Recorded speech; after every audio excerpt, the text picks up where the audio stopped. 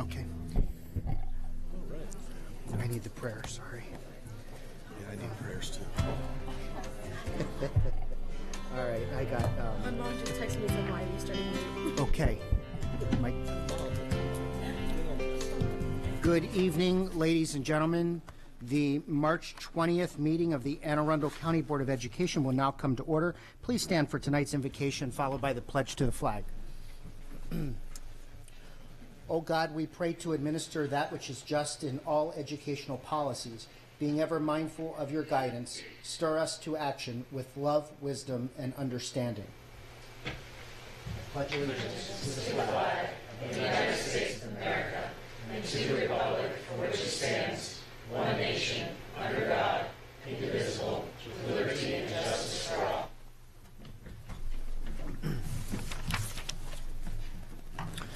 Welcome to this meeting of the Anne Arundel County Board of Education. This meeting is being televised live on AACPS TV and live streamed on the internet. General information and protocols for the meeting are posted on the sign by the doorway as you enter the room, so please make sure you read those if you have not already. At this time, I'd like to announce here that one of our former colleagues and a former Board of Education president, Michael McNally, passed away earlier this month. He served on this board from 1995 to 2005 and as board president for years during that time period. On behalf of the Anne Arundel County Board of Education, we extend our deepest sympathies to his family. Also, tonight, it is a pleasure to have with us the longest-serving female senator in the history of the United States Senate and a champion of education, Senator Barbara Mikulski.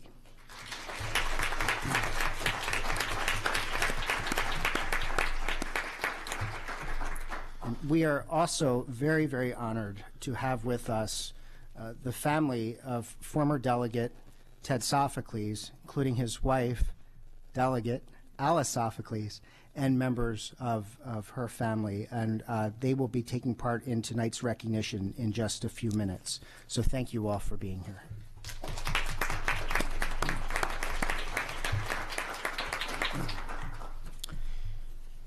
Item 2.03 is approval of the minutes. Is there a motion to approve the minutes? Okay. Is there a motion to approve the minutes? I move to approve the minutes. And second? Okay, discussion, Mrs. Schalheim. Yes. Now, I know that we don't get into like the little nitty-gritty details. However, it's been omitted from the school community highlights that I also attended the Tribute to Women of Color breakfast.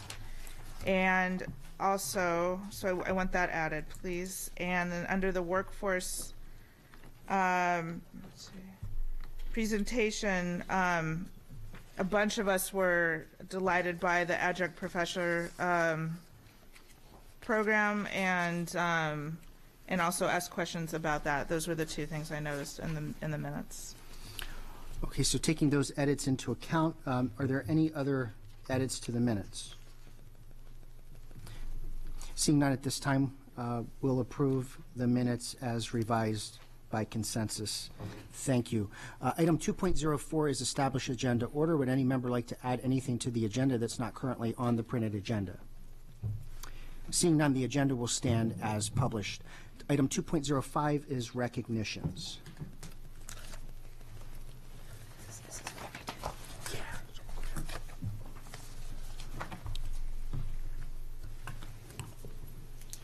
Good evening, President Gilliland, Vice President Urea, members of the board, and Dr. Arlotto. I am Chris Truffer, Regional Assistant Superintendent for the South River and Arundel clusters, and it is my distinct honor and great pleasure to present this evening's recognition. Before I go any further, I'd like to ask the members of the board and Dr. Arlotto to come forward, please.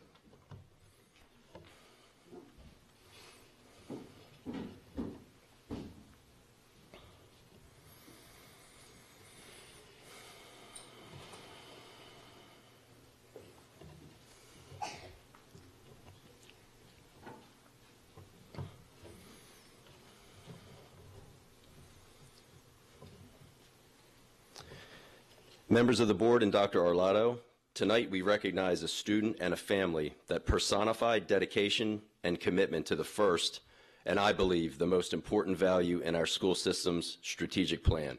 All means all. This is a very special recognition to me, as my daughter Jane has gotten to know Rosa Marcelino and her family personally over the years.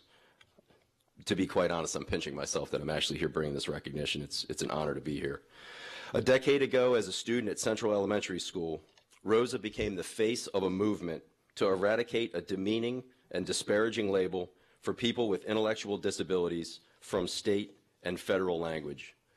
When told that the school was required to label her daughter, who has Down syndrome, as mentally retarded on IEP documents, Rosa's mother, Nina, who is now a special educator at Central Special School, refused to accept that fate.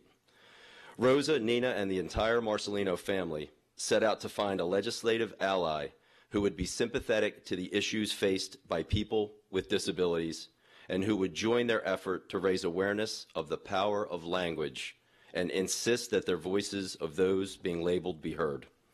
They found such an ally in State Delegate Ted Sophocles, who sponsored the original state legislation 10 years ago, this year, to erase the stigmatizing label and replace it with the term intellectual disability, or preferably using person first language, a person with an intellectual disability. As that legislation was working its way through the State House, the Marcelinos were fortunate to have found another ally, now at the national level, in Senator Barbara Mikulski.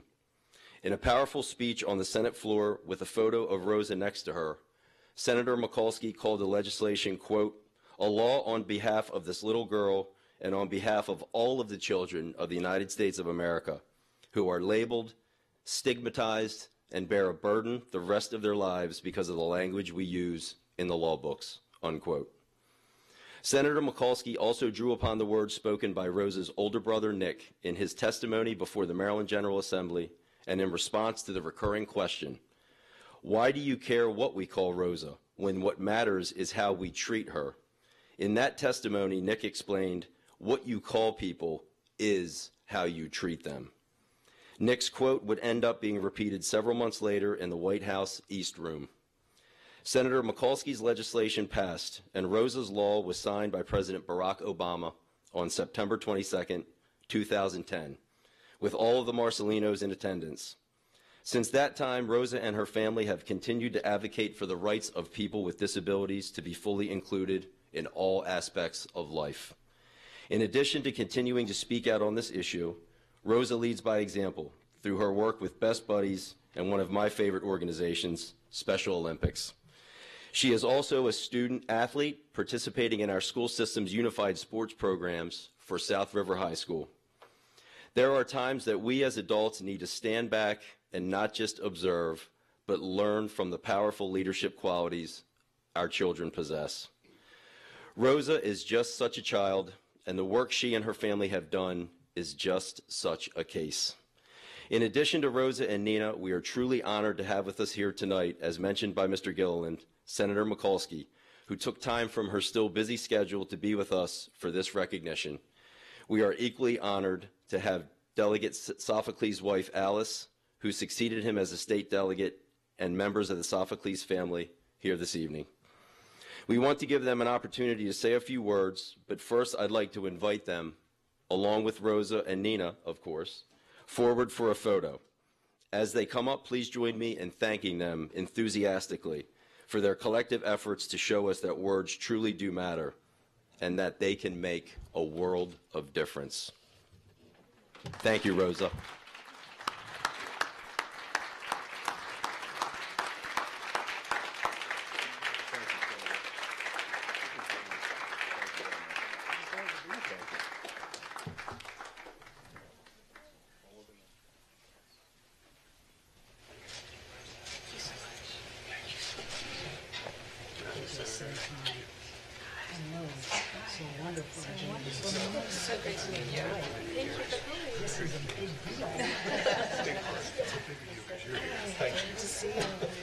Yeah, I remember. Thank you for your work you do.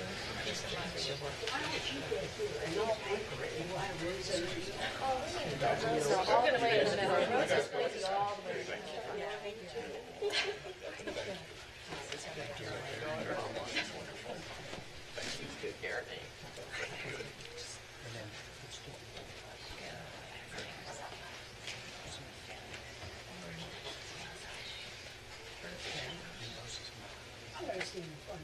Yes, ma'am. I'd be honored. In front of the Spark Park.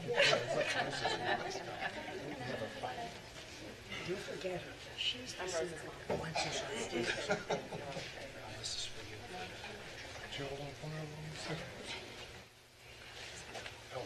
Wait, why don't we get, you missed getting the picture. Oh. Watch this, he presented it. You missed it. I think you have to do it again. Sure.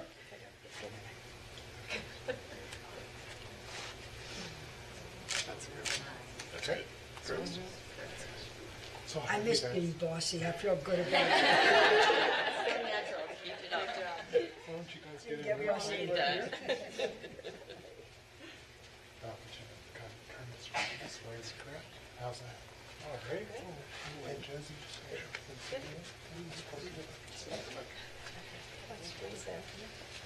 so we'll take a few of these folks and Julie. Okay. Here we go, everybody. Take a few of these.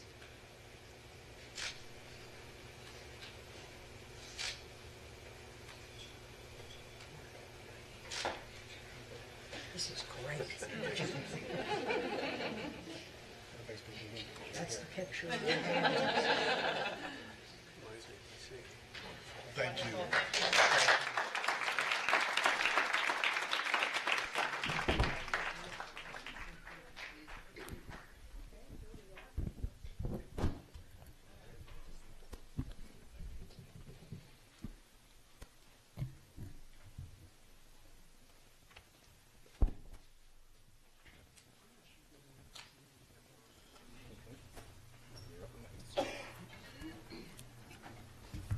Good evening to the members of the Anne Arundel County School Board and to the faculty and to the staff of the school system and to anyone watching on TV. It's a wonderful honor to be here tonight as you give recognition to Rosa, a pretty brave, outstanding young lady, and to her family. But I'd like to take a minute, first of all, to expend to the people of Anne Arundel County, to the school board, and to the faculty, the support staff, this wonderful, unique role that you play here in providing a compassionate, because of the outstanding job you do, meaning Anne Arundel County Department of Education. Anne Arundel County is a compassionate post for our military.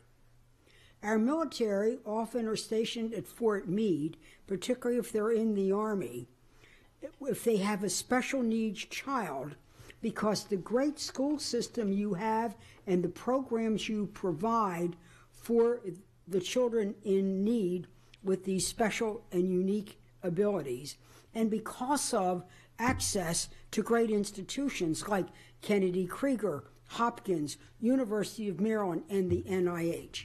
You play a very unique role, and that's what brought me to a roundtable in 2009.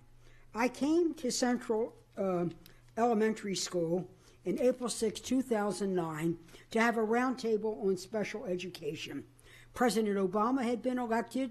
In his stimulus package, he was putting money into special ed. I knew what you were doing here, and I wanted to learn from you, so we didn't waste the money. When we sent it out, we would make good use. At that round table was a mother with a button on of that young lady up there that you see, Rosa now, already, well, a junior now. And Mrs. Marcelino, that's when we met, told me about what was happening to her daughter Rosa and to other children with Down syndrome and other intellectual challenges. That what one had been considered a social advancement, which was to call the children in that group retarded that the R word had become an epithet, often resulting in bullying and harassment. She asked if I would change the law. And I said, well, tell me what's going on. She told me about Nick. She told me about Ted Sophocles. I thought, well, that's a great guy to hang around with. I knew him. We all know and how much we loved him, our pharmacist friend. And I said it had to pass Maryland law so we would not be in conflict, that it would not be in contradiction with any federal law, and also it would not eliminate the benefits for any child, Social Security, a private trust, etc. I went back to Washington to start my work, and I found out another senator, Mike Enzi of Wyoming, was also involved in this. We teamed up. Hard to believe. He's red state. I'm blue state. He's Republican. I'm Democrat. Our voting records diverge. But he's a man of unfailing civility and old school sensibility. When we talked about it, he had a young lady in his state. Mike is a professional accountant. He said, let me go to all of those that are involved in these benefit laws and estate planning and so on. And I took my social work background and I went to work to talk to all the groups involved so we could be on the same team. See, we decided we weren't red or blue. We decided we were red, white, and blue, and we were going to stand up for America's children. We put aside political differences, worked shoulder to shoulder, did our homework so there'd be no negative and unintended consequence, and we passed the law. It was passed and signed into law on October 10th. We went to the White House for a signing. The Marcelino family was there and had a chance to meet the president, and there's Rosa up there. And this goes to what I've said, and I'll conclude by this. I often have said, the best ideas come from the people. This idea came from the people. Not a think tank, not a professionally paid lobbyist, not anything wrong with that, but from grassroots. And then the other saying is, each and every one of us can make a difference. But when we work together, we can make change. And I think, really, this is a salute. At a time when people wonder about democracy, when you see the Marcelino family and you know what we did together, if you work at democracy, democracy works. And let me conclude by saying this. In September, the Enoch Pratt will open its renovated library. I have placed in the hands of the Enoch Pratt the Medal of Freedom that President Obama awarded me. And Rosa came to see me shortly after that with her Special Olympics medal, in which she presented to me as well. So when the Enoch Pratt opens this, there's going to be like a little area saluting me. And we're going to have the Medal of Freedom, but we're also going to have the Special Olympics, and we're going to have the Rosa button that really launched an educational revolution. You see, we can make it all work if we work together and put political differences aside. God bless all of you, and God bless America that we hold so dear.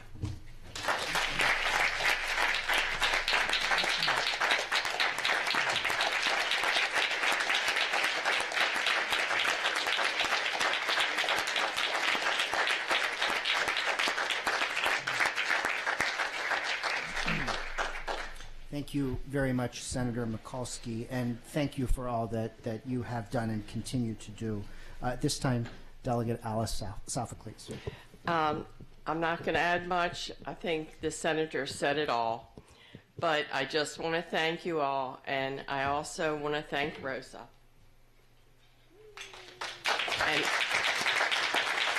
And her whole family, including her brother, who was very active in this bill.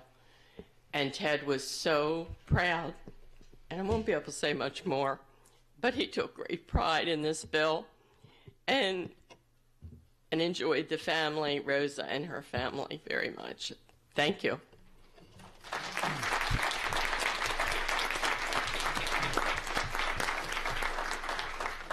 Thank you. And to the Sophocles family, on a personal note, I will say I had the honor and privilege of serving with Ted, and I know he's looking down now smiling.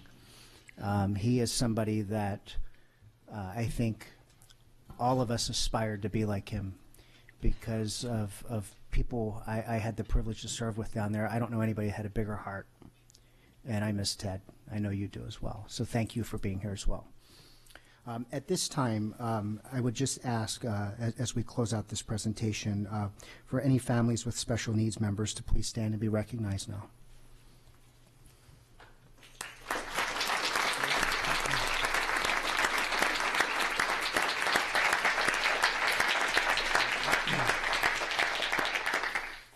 Thank you. Thank you very much. At this time, we'll move to the rest of our agenda. Item 2.06, School and Community Highlights. Mrs. Ellis. Well, I've been quite busy the last couple of weeks. I got my very first opportunity to see Rock and Roll Revival at Severna Park High School. My kids are very involved in the arts, and they always get to go and tell me about it, but I'm always too late to snag those tickets. But I got there this time. It's amazing. So many truly talented kids. For me personally, I feel like the band was the MVP. They're amazing. But fun show. Everyone should go. They do it every year. I also went to the National History Day Awards, and that was also a very rewarding experience for me. Just hearing the titles of the work made me really ponder how deep these kids are studying history, and where they come up with these ideas for these topics is just phenomenal. I also attended the PVA Theater One Acts performance, and that at Annapolis High School. That was lots of fun. And I want to make a plug for two shows that I know that I'm going to be attending coming up. One is Once on This Island at Meade High School, opening April 4th through 6th. And that is one of my very favorite musicals. And also Little Mermaid at Annapolis High School, April 5th through 14th. I'll be going there too. Thank you. Mrs. Schauheim. Thank you. I also attended Rock and Roll High School. It was incredible. I just can't get over how well the students' voices were matched with the song. So if you closed your eyes, like Janis Joplin was in the room. What was the other one that stuck out to me? Well, they all stuck out. They were all, every single act was incredible. I walked away from it. I brought my family, my whole family.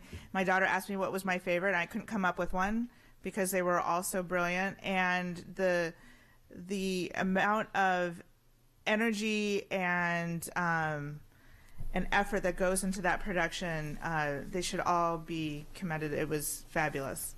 I also attended the March for Our Schools in support of our teachers, and also attended a Caucus of African American Leaders meeting, as I generally do. Sometimes I don't mention it, but I try to go almost every month.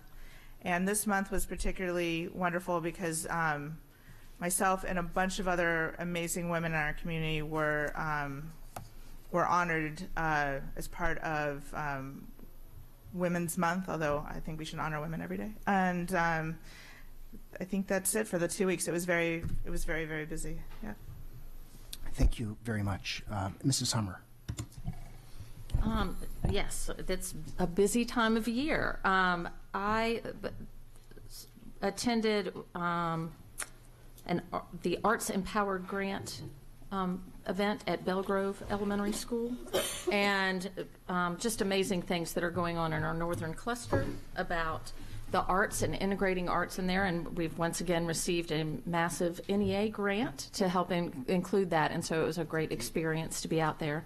I also attended the March for Our Schools. We marched for all school employees and for our students to come out. I really enjoyed riding the bus with a group of teachers from Maryland City Elementary and being out in part there and with the teachers as we voiced our support for the Kerwin Commission and additional funding for everyone. For the second year in a row, I had the pleasure of going to Chesapeake High School for their Read Across America event. Jerry Svedek, who's their media specialist, is phenomenal, and she puts on a great event every year where she brings in authors all day long to meet with the students and talk to them about writing and the importance. And I always come away with a new stack of books to read, and that was a great event to have. Miss Antwine and I and Miss Urea all attended the STEM Awards ceremony last week as we honored two outstanding STEM students from every one of our high school programs. And as the MC so rightly said, we all came away feeling a bit inadequate because these students are so amazingly accomplished and doing such great things and have such great ambitions coming out there. This weekend, it was incredibly exciting. Two of our high schools, the girls and the boys basketball teams, went to the state finals. So I went up to Towson to watch Old Mill play, and then I went down to College Park to watch the Broadneck boys. Unfortunately, neither one pulled it out, but they had amazing seasons to get to the finals, so that was incredibly exciting. So hats off to both of those basketball programs for what they had. Today I went to Solly Elementary to judge the science fair, which is always exciting to look at the science fair, and for me to be grateful that none of mine had to do one this year. And I was glad for that, so I was happy to judge others. One of the best things that I've done in these past 2 weeks is that Monday I attended, through the Maryland Association of Boards of Education, their Equity Academy.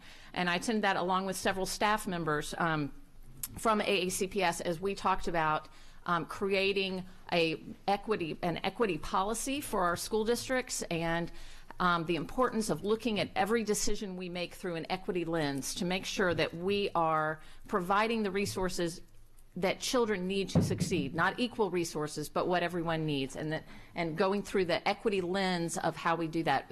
AACPS is already doing that when we go through all of our policies and programs, but it was a wonderful refresher, and to use the tool and talking with other school districts from around the state as to do that. And so I'm looking forward to what we're going to bring from that, move forward, and I encourage and hope my fellow board members for future of these boards academy on equity will attend as well. They're going to have more of them coming out there because it's such a valuable tool and it's so crucial for meeting all the needs of our students. And Rosa's already left, but I do want to just throw out there that it's not every day you get to meet one of your heroes. And so meeting Rosa today was and recognizing her was huge, and I'm so grateful for her family's work, and Senator Mikulski and Delegate Sophocles, who was a champion for families and children with special needs throughout his time in the delegation. So that was a wonderful thing to have today. Thank you.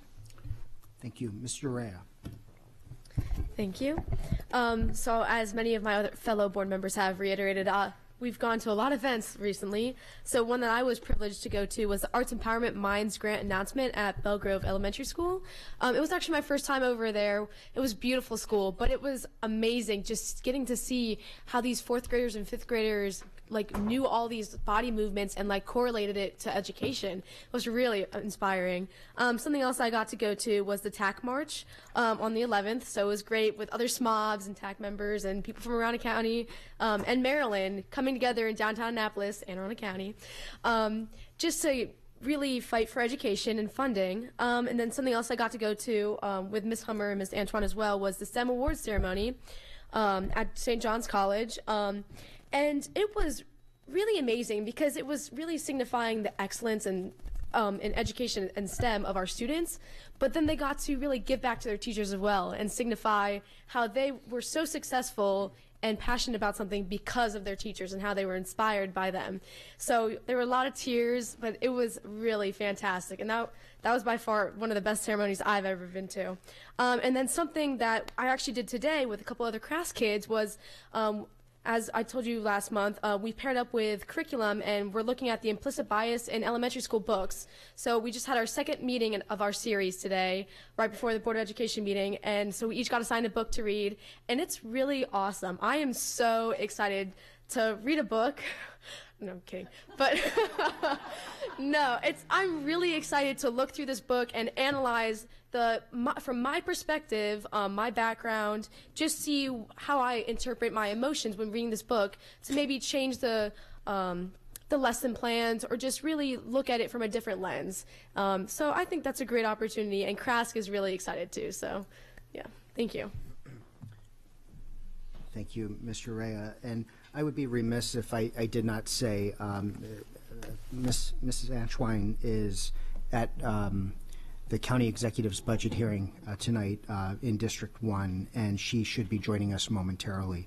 But if she was here with us, I know she would draw attention as well to the 2019 AACPS County Regional Science and Engineering Expo Awards. She and I had the privilege of being there last week and being on stage to shake, I want to say, about 200 hands throughout the evening. It felt like being at a graduation, early indication of what's to come later.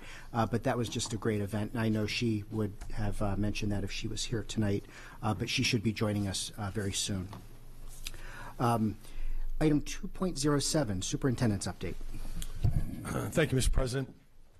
I want to thank the board members. I won't be repetitive of all the things that I got a chance to attend along with many of the board members in the last several weeks, but I do want to thank you for getting out there to the plays and the science fairs and reading in schools and whatever it might be. It's really important that our children and our staff and our community see you out in schools, and so I'm delighted for that. So thank you. 3 things I just want to mention. One is that we our financial reporting here in Anne Arundel County has won yet again another award. The Association of Business Officials International, or ASBO, has awarded Anne Arundel County yet another outstanding financial reporting award. I was recently contacted by ASBO, and they stated that they are pleased to award Anne Arundel County with a Certificate of Excellence in Financial Reporting. ASBO International's COE recognizes districts that have met the program's high standards for financial reporting and accountability. The school district earned the Certificate of Excellence for its comprehensive annual financial report, or known as the CAFR, for the fiscal year ending in 2018. And so I thank the team. They are amazing. It's not the first time, and it certainly won't be the last time. The work is amazing. So thank you to Matt and your team. And it really speaks well to one of our driving values, and that's sound stewardship in our strategic plan. So thank you to you. Thank you to the team. It has been reported in the news recently, Channel 13 and others, that we have just launched the new STAR program, or Screening Teens to Access Recovery. It's a partnership with the Anne Arundel County Department of Health, where our school nurses are now trained and equipped to connect students to licensed mental health therapists who are seeking assistance with substance abuse issues. And that can be done right in school in the health rooms. It's just another way that we're working to positively influence the social emotional growth and well-being of our students. I thank very much Karen Siska and the nursing group. I know that Ms. Egan and your team have worked very hard with them to put this together, but this was recently launched, and we have had our first student log in this past week and gotten services and helped them. So we're delighted that it's up and running. So thank you to your team, and thank you to the partnership with the County Department of Health. And lastly, I got the opportunity today to spend a bit of time at CAT South. If you weren't aware, we compete each year in the Cyber Patriot competition, which is done nationally. CAT South Cyber Patriot team, the members are comprised of students, both 11th and 12th graders that are in the Cisco Systems program. They won 3rd place, platinum, in the state of Maryland. They are the first public school to win that high award. They placed 21st in the country out of 3,293 teams in the open division. So you ask the question, what is the Cyber Patriot competition?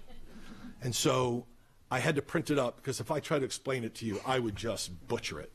So in short, it is the goal of the Cyber Patriot competition to find and fix vulnerabilities in operating systems. And so the teams are given these imaginary operating systems where they have to log in and go through a time period where they have to keep them up and running as vulnerabilities are coming in and it's under attack through cyber, if that makes sense to those of you that are much smarter than me.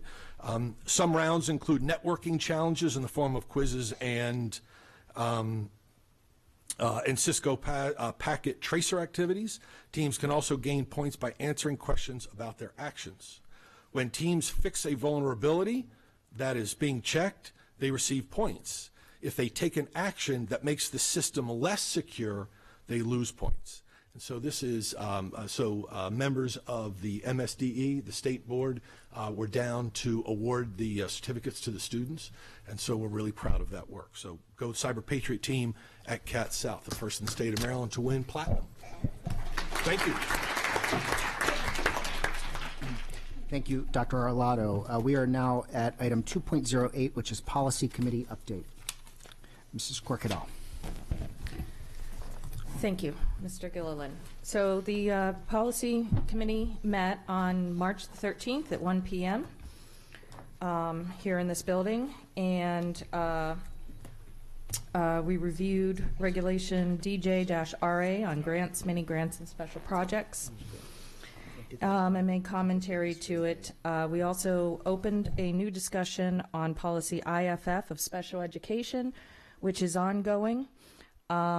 With no current action, and Policy II of grading, which will be moving forward to this board. Any questions for Policy Committee? No. Seeing none, we're done. Thank you so much. My apologies, sir. The next meeting will be on, oh boy. April 10th. April 10th, thank you, at 1 p.m., and it is open for the public to observe. Excellent. Thank you so much for that update. Item 2.09 is the CRASC report.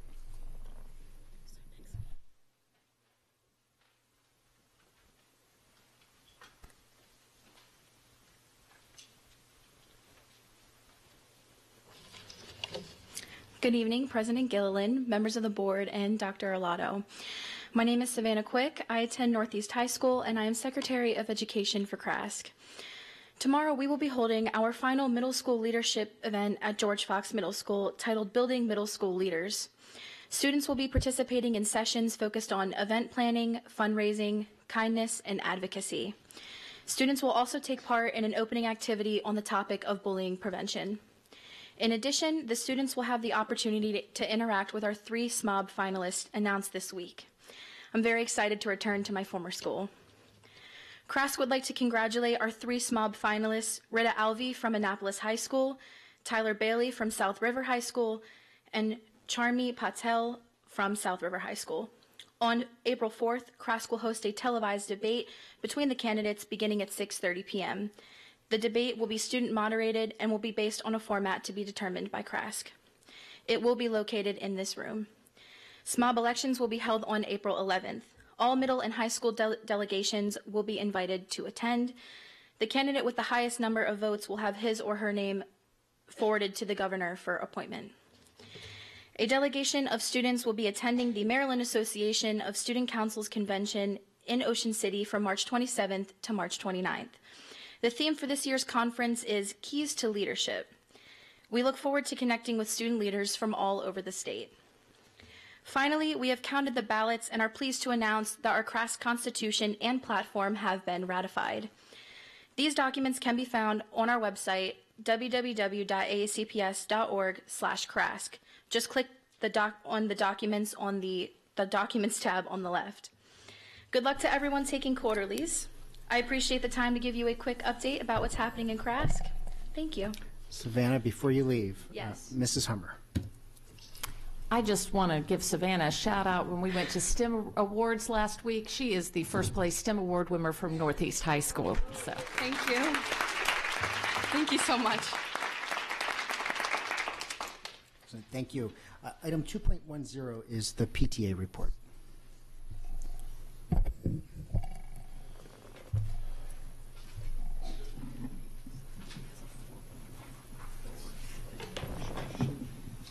Good evening, Dr. Arlotto. Good evening, board members. My name is Vanessa Rivera, and I'm with Anne Arundel County Council PTA.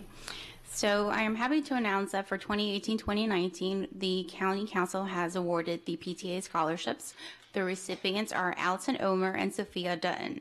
The Phoebe Apperson Hart Scholarship is awarded to the high school graduate who is planning a career in any subject other than education. This year, as I said, is awarded to Sophia Dutton from Severna Park High School. She will be pursuing a degree in neuroscience. The Kenneth Lawson Scholarship is awarded to the high school graduate who is pursuing a degree in the field of education. So we're very excited about that. As I stated, the recipient is Allison Omer. Again, she is from Severna Park High School. She will be attending Salisbury University this year. I would also like to take the opportunity to talk to you about our upcoming event scheduled for April 8th. Anne Arundel County Council PTA will be hosting its annual Founders Day celebration. The Founders Day banquet allows us to congratulate our dedicated volunteers and partners for their hard work on behalf of the county. This event will be taking place at La Fontainebleau at 6:30. More information can be found on our website, aaccpta.org. Thank you. Thank you. And I was going to compliment your glasses, but then I realized I'd have to compliment Mr. Leone for his as well. Yes. So, thank you. And we did not plan it. Thank you. Thank you. And earlier, I did not recognize, but one of our former colleagues and good friends is here, Councilwoman Allison Pickard. Thank you for being here tonight. Item 2.11 is a special presentation, Service Learning, Making a Difference for Children and Communities. Dr. McMahon and friends.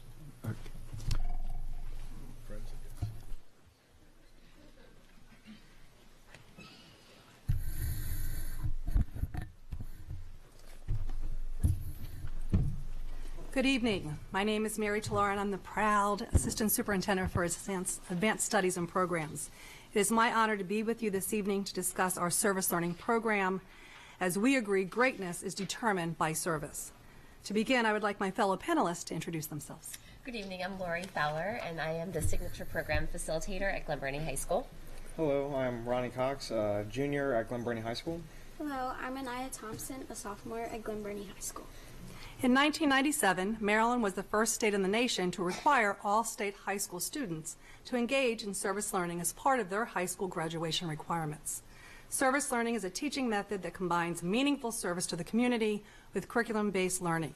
Students improve their academic skills by applying what they learn in class to real-world issues. They then reflect on their experience to reinforce the link between their service and their learning. As such, Maryland service learning requires all local school systems to ensure learning plans include preparation, action, and reflection in consideration of best practices. Maryland's best practices consist of addressing a recognized need in the community, achieving curricular objectives through service learning, reflecting throughout the service learning experience, developing student responsibility, establishing community partnerships, planning ahead for service learning, and equipping students with knowledge and skills needed for civic engagement. In the spirit of the county strategic plan, we believe service learning promotes opportunity, academic growth, and personal and community development. We also believe service learning is a teaching and learning strategy that integrates meaningful engagement with instruction and reflection to enrich the learning experiences of our students, while teaching civic responsibility and strengthening our communities. The ultimate goal of our service learning program is to help students become an integral part of their civic surroundings, while also helping them understand and appreciate the role of service in a democratic society. Our program begins in 5th grade and concludes in high school through discipline explorations. Specifically, student service learning experiences are primarily integrated into the curriculum in the following grades and courses: 5 interdisciplinary hours in 5th grade, 30 interdisciplinary hours, 10 in each of the 3 grades in middle school, 40 hours in high school, with 10 hours in U.S. government, health, English, and science. However, we realized we could and should do so much more. So we have designed a service learning portal. The creation of the online service learning portal, modeled after our internship portal, was purposeful. Anne Arundel County Public Schools believes in the benefits of service learning and the role of stewardship in our students. This portal enhances the student role in citizenship while reinforcing the intangible benefits to our youth in developing self-confidence, following passions, building greater global community awareness, and seeing the impact of social responsibility. Serve AACPS, our brand new service learning portal, is an interactive web platform that now provides high school students with options for service learning opportunities all over our county. It is moving us from low-end public service experiences to high-end student choice and community-based service opportunities for learning and character growth. Although our ultimate goal is to integrate the portal option into the 75 hours of required service learning, today I am so excited to share the first stage of the portal is actually being piloted in every single one of our high schools through a distinguished service learning context. Lori's going to discuss it more. AACPS initiated the Distinguished Service Learning Portal pilot for all high schools in the fall of 2018. As reflected in the Ready, Set, Launch indicator of the strategic plan, it's our goal to prepare all students for college, career, and community readiness. Being change makers with action is a key tenet as our students move from high school to adult, engaging in transitional pursuits. This year, beyond earning 75 hours, many of our high school students are going above and beyond, working with established clubs and established community partners on service learning initiatives. In fact, 126 projects are in the process or completed as of today. This includes over 43 opportunities across the district. Within the portal, each student has his or her own dashboard, which displays information about the hours engaged, current projects, and completed opportunities. From this page, the students can access new projects, recommend a community partner, print the service resume for Naviance inclusion, and update agreements or personal information. Additionally, in the spirit of collaboration, each of our partners has an individual dashboard. This page allows the partner to update agreements, indicate interest in other partnership opportunities, view current and past service opportunities, access resources, and create new opportunities for our students. Over the past 2 years, county students have participated in service events in the portal. They have included opportunities at the Smithsonian Environmental Research Center, CERC, Centro de Ayuda, Rotary Bountiful Backpacks, and Walk the Walk Foundation. A recent Southern graduate, Joey Miller, currently attends Salisbury University. His experience working with CERC led him to an internship there. In his class at Salisbury last semester, a photo from CERC came on the screen. Joey instantly identified it and then elaborated on the project like the expert that he is. His professor wondered how he recognized and knew so much. He relayed his story of service. She noted how insightful he was and was genuinely impressed that he did all of that in high school. The opportunity was perfect for Joey. He was able to help the environment, add his passion for the outdoors, and work with his hands to make an impact. Not just an impact at CERT, but an impact on his own learning. Utilizing a dashboard framework, site administrators are able to navigate the entire portal. There they can mass email partners, add teachers and club advisors, access student information as needed, approve projects, and view upcoming opportunities. Teacher and club advisors have similar capabilities, but they're limited to only the students within their school or their club. The impact of serving and the portal is best described by our student voices. Ronnie Cox, a junior, and Anaya Thompson, a sophomore, attend Glen Burnie High School. They've been using the portal this year, and now they will share some of their experiences and how the portal has helped them in serving their community today and in the future. Good evening. I'm very happy to be here tonight to share my experiences with the service portal. So far, I have served with Anne Arundel County Public Library, Anne Arundel County CERT, and Anne Arundel County Homeless Resource Day. I would like to briefly highlight my experiences with the Homeless Resource Day. The event provided help for those who needed it. I helped a lady who was in a wheelchair and was dealing with COPD. This event provided help for we went around and I was able to help her get medical attention, like dental, and set up other appointments. The event also provided help getting IDs and financial help. As a result of this, I now realize that our county offers so many resources for those experiencing homelessness, and that we even have families in our community who are homeless. I also learned how to operate a wheelchair, which is something I've never done. I was glad I could serve this day, and now I look forward to finding other opportunities in the portal to get involved in ways to support our community. Now, Anaya will share ways she believes the portal will help in the future. Thank you, Ronnie. When I first heard about the portal, I thought it was exciting because we don't really hear much about volunteering except in our signature class. I believed it would provide a neat way for us to get involved in our community. I also like how it is so easily accessible. Usually when I think of volunteering, I think of having to look around online and find something to do. But with the portal, it makes it really easy and even provides categories for the opportunity to find things that fit my passion. I think that the portal will allow me to humble myself more because when you are volunteering, it allows you to sympathize with people who are different than you. It makes you appreciate things you have. It will also help me with work and social opportunities. I am not really the speaker type of person, and these opportunities allow me to develop leadership and speaking skills. It will also help prepare me long-term for my college and career decisions. When it comes down to it, the opportunities on the portal allow students to feel good about being part of making a change for someone in a positive way. This concludes our presentation. We thank you for the opportunity to be with you this evening. At this time, we'd like to leave you with the quote on the screen, and we are prepared to answer any questions. Great. Thank you so much for this presentation. And Anaya, for somebody who doesn't like speaking, you fooled all of us. So you did a great job. And Ronnie, thank you as well. We've got a couple of questions here. Mrs. Schallheim. Thank you all for being here. I don't really have a question. I just think this is fabulous. So I wanted to throw that out there. And thank you so much for serving your community. And it was wonderful hearing about your experiences. I'm a lifelong volunteer myself since I was 11, and this is personal and meaningful. And I'm so glad that we do this and expect this of our students. And so thank you for a wonderful job. Mr. Rea. I also want to echo what Ms. Schallheim said, and thank you all so much for the presentation and coming and speaking about this portal. It's really inspiring hearing what you guys do in the community and volunteering, just hearing how it humbles you and opens your eyes to many more possibilities. I just do have a couple of questions.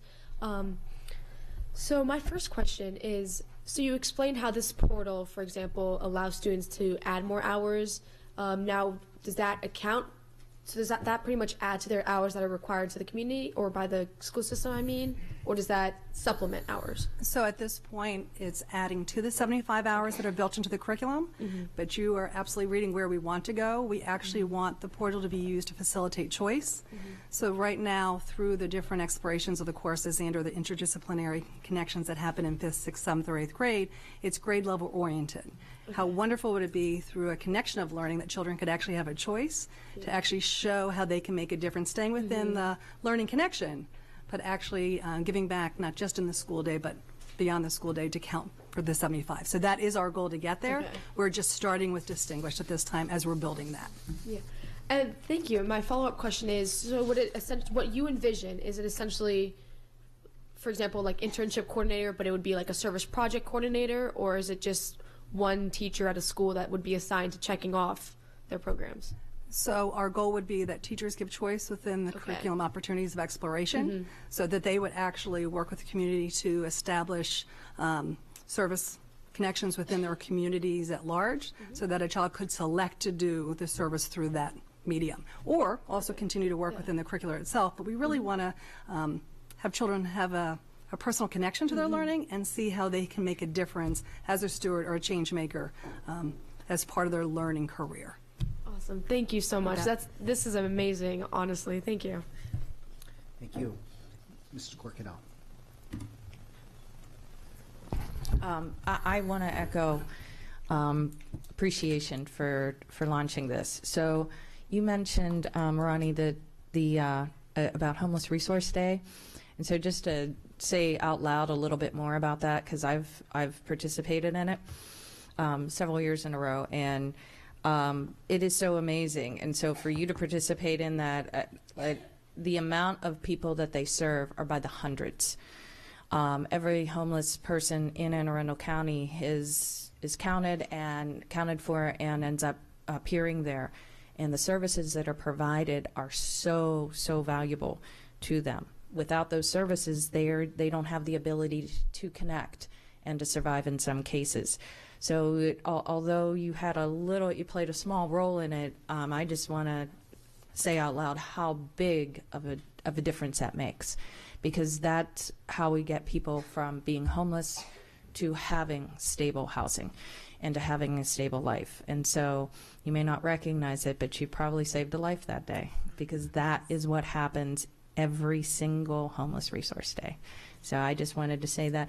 And I do concur with our president. You are so well spoken. And I hope you continue to build into that and lose some of that fear, because you have a lot of powerful words to say, and you say them all so well. Mrs. Hummer.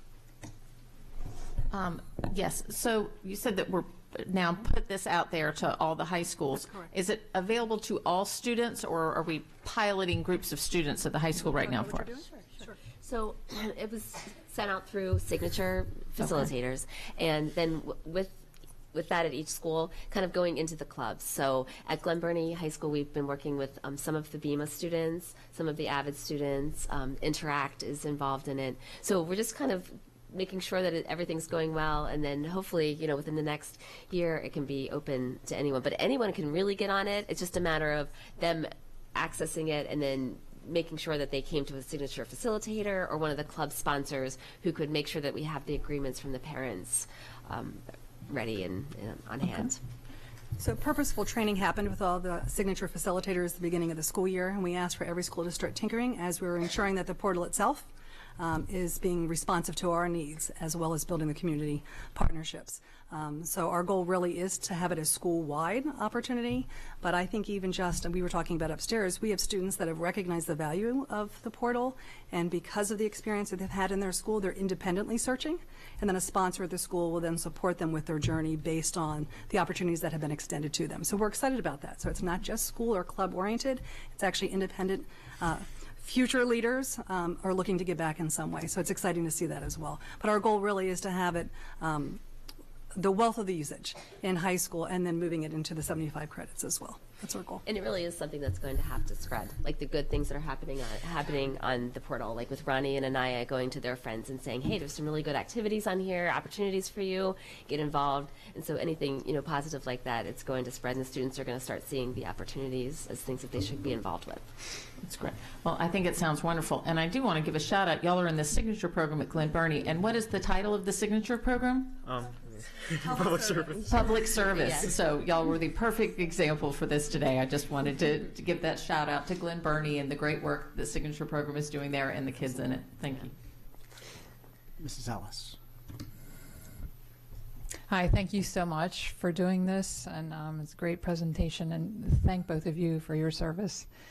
So you sort of answered my questions. Ms. Hummer asked my questions, but I guess I want to understand a little better, because being the parent of teens, I have kids going to college every other year for what feels like forever. But so I'm familiar with the college preparation process, and when I was helping my daughter through it, because she would come bounce things off me, and she had to rack her brain and go back, and there were so many things I forgot I did that, and she's so this is a great tool for that. So I guess my question, so to make sure I understand it correctly, any student who wants the opportunity to use it that way can seek that out now? Yes, for every student on their dashboard, they have an option where they can print their resume, and that will include their hours, who they worked with, what they did, and then the contact for that person. So if they had to get some kind of a recommendation or something for college, it's all easily accessible, and that's one of the the big selling points of it is, because as we do, we relate it to our own. I said, my child had to do his applications. He had rack his brain, like, where did I go? What did I do? Well, now it's going to be all on hand for them. So that definitely is one of the better things about it. It will allow them to have easy access to that. And we're linking to the Naviance program, so it builds their portfolio. Yeah. Absolutely. Okay. And it is open to every high school student at this time. Sorry?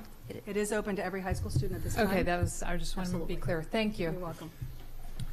Thank you, Ms. Ellis. And I've no more lights here, so just again to say thank you to all of you. And Ronnie, I serve on the board of a local nonprofit called Hope for All that supports the transition from homelessness to self-sustainability. So this is an issue that's near and dear to me, so thank you for doing what you do. And to both of you, I'm going to say something that I've never said before.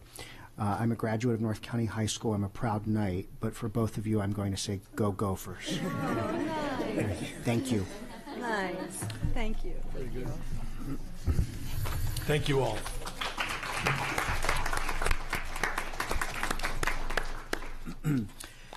Thank you. And now we will move to the public comment portion of our agenda.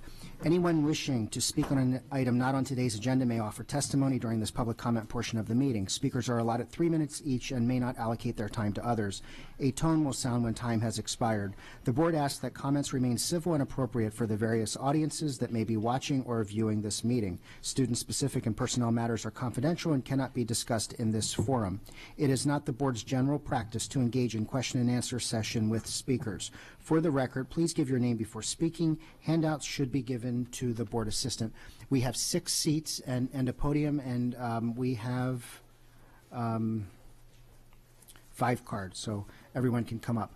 Carla Simons, Romeo Simons, Jennifer Sowers, Russell Leone, and Corinne Frank.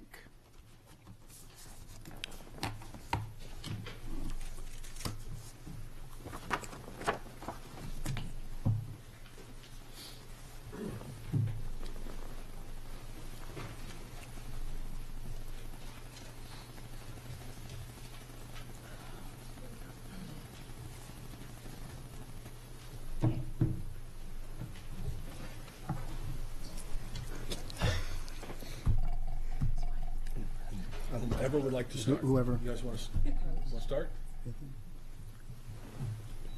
My name is Carla Simons.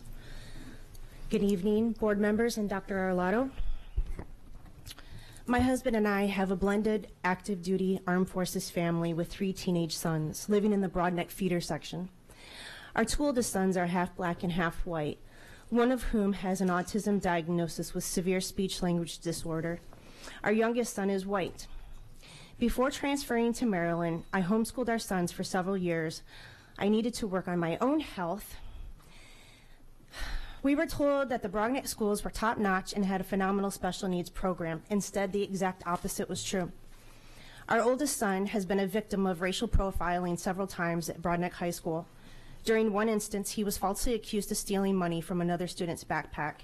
During the investigation, he was berated by one of the assistant principals who was also threatening my husband. When the video of the incident was reviewed, it clearly showed my son taking crackers, which the other student was fine with, out of his backpack and sitting there eating them calmly. Our son got 2 days suspension. The principal did nothing, and it was also capped on his record through half of the next year. Additionally, 2 months ago, same son went to the school nurse as he was horribly sick. Instead of treating him like any of the other Caucasian students in the health room, the school nurse falsely accused him of being under the influence of drugs. She kept making this accusation even after my husband told her 3 times our son was not on drugs. He did in fact have a stomach virus, and I had to file a complaint. Our youngest son was tormented and harassed for months by other students with no relief. He was finally so frustrated that he lashed out at the offenders, calling them the meanest thing he could think of, the N-word. He got 2 days suspension and had to take bias classes. The other students walked away undisciplined. The principal handling this bias towards him even told my husband that this is a man's world and women are second class in a meeting that we had with her over this mess. Our special needs son has been the target of theft and assault at Broadneck High School. In January 2017, his wallet was stolen in gym class, taking his lunch money. Nothing was done. 2 weeks later, he was attacked by another special needs student, which drew blood. There was no phone call home, no incident report, and he wasn't even taken to the nurse's office. The only remedy that was offered was to keep the 2 students apart. Administration took our son out of his normal classes, rotating him out of guitar, gym, walking, and nutrition to let this other student graduate. How is this providing an equitable learning environment for my son? During this time, the IEP established with AACPS was found to be ineffective and useless. I requested that a parent educator from Parents Place of Maryland review it, and we discovered that it was never met with SMART goals. During his homeschooling in 2016, I had prepared him for 4th, 5th grade academics. School assessments showed that instead of advancing my son, AACPS had regressed him by 2 academic years since enrollment. After this, our son was retaliated against by 2 varsity cheerleaders who harassed and taunted him.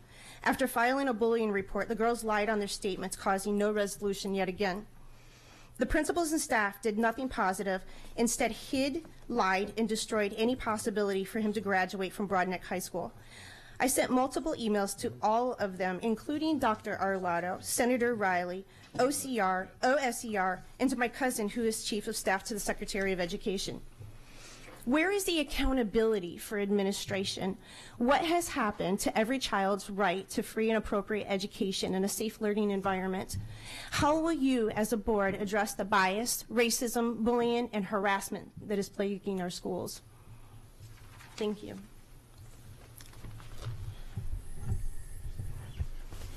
My name is Romeo Simons. I'm 18 years old and I currently attend Broadneck High School. I've lived here in Maryland for the past 3 years. I came from a school where I was bullied what seemed like every day for anything people could pick at me with. It could have been anything from my hair to people making fun of my brother. I was hoping that by moving to Maryland I could have a new start and focus on my education. Instead, I was faced with a new situation, discrimination. It first started my sophomore year in the 2nd semester. I was sitting in lunch with a friend of mine. At that moment, I was not aware that another student that we knew was stealing money from someone else in the lunchroom. I walked over to that same student's backpack and took some crackers that he had in his lunchbox, came back to the table and proceeded to eat them. My friend and the student taking the money came back to the table that I was at. An administrator came over and told the boy who stole the money to give it back. When she came over, the bell rang for us to go back to class. I was called down to the office and was immediately met with accusations of stealing money. The administrator who was holding me in her office threatened to have my father investigated by her daughter from Fort Meade and threatened to have me arrested if I did not give her my money. She told me that the student who was robbed was missing $200, but when it come to find out, it was only $120. The school officials already had the money in their possession, but still threatened me and my friend to give them our money. They would not allow me to watch the footage that they took in the lunchroom, but said that they had me on camera going through the student's bag and stealing money. When my parents came down to the school, the administrator changed up her whole personality and tried to deny everything that she threatened me with. Once we were shown the footage, it showed that all I took from the bag was indeed crackers. I was still suspended 2 days for stealing crackers. I was told by the principal that if I stayed out of trouble until the end of the 1st semester of my junior year, that they would remove the incident from my record. When I came to him telling him that I fulfilled my promise, he told me that he didn't know what I was talking about. My second incident was when I was in school and I was looking for a room with a computer to complete my homework. I went to the library, but when I got there, an administrator would not let me in. She waited until the bell rang to come over to the door and tell me that I was late when I had arrived on time. I was told to go to the tardy room with a friend who was with me. The room had a group full of black girls and some Latinos. She wrote us up and gave us a speech about how we cannot come to the tardy room if we don't have a classroom. No sooner than she said that, a group of white boys came in and asked if they could sit in here because they had no room to go to, and she'd allowed it with no referrals for them. I've also had a teacher put items such as erasers and pencils in my hair during class after I told him not to on multiple occasions. My brother, who also has autism, has dealt with issues also. His freshman year, someone stole his wallet from the locker room and the school would not investigate. This past year, a couple cheerleaders were taunting him at a football game. Administrators would not do anything about it.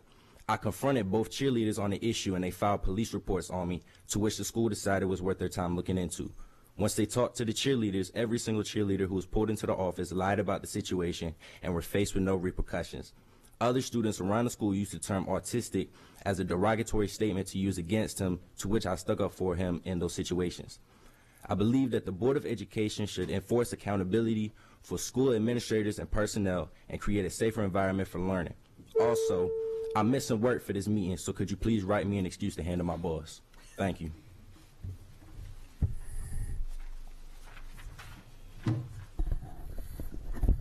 Good evening, board members and Dr. Arlotto. My name is Jennifer Sowers, and I am with the Anne Arundel County Parent Coalition. Tonight, I represent over 800 concerned parents throughout our county. Over the past 3 years, our coalition has advocated for improved school policies, transparency, communication, and safer school environments. We have attended countless meetings with administrators, teachers, and staff, and have heard from scores of parents with gut-wrenching stories involving their children.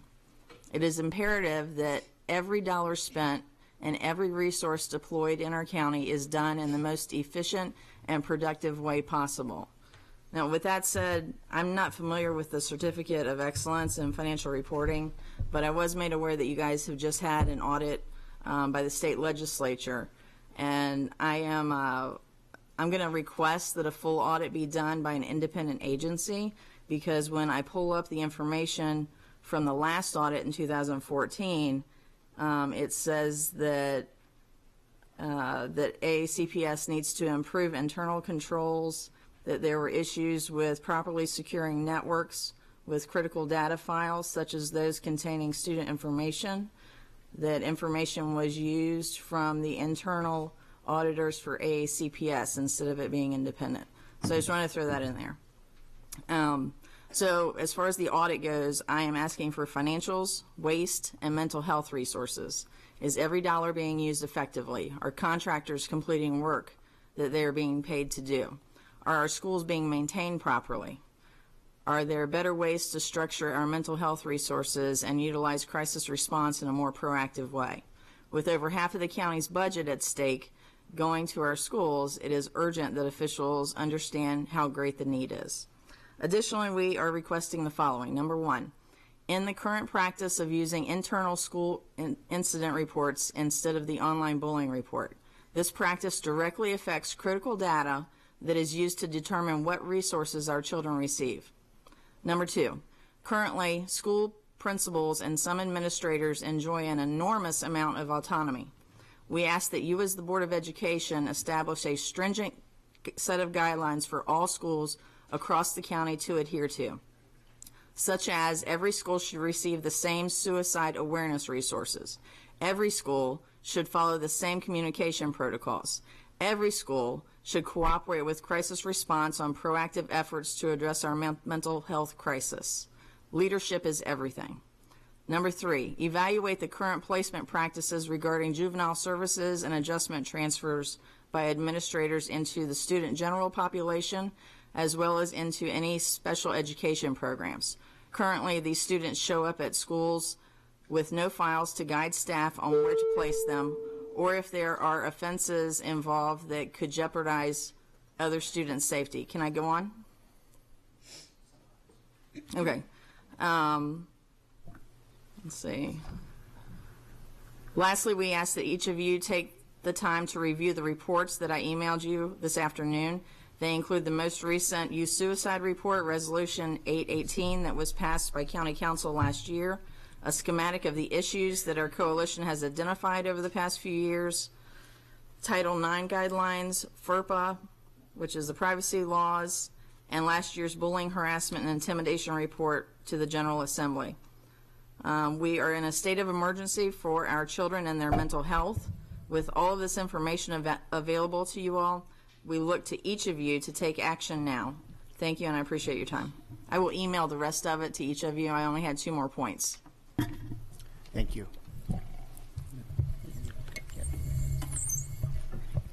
Good evening. My name is Corinne Frank. I'm the PTA president at Badkin Elementary School. Many parents have come here to speak from our cluster tonight. Actually, some of them aren't speaking, but they're here. And there are a lot of issues that affect our county, and many of them are unique to our little peninsula.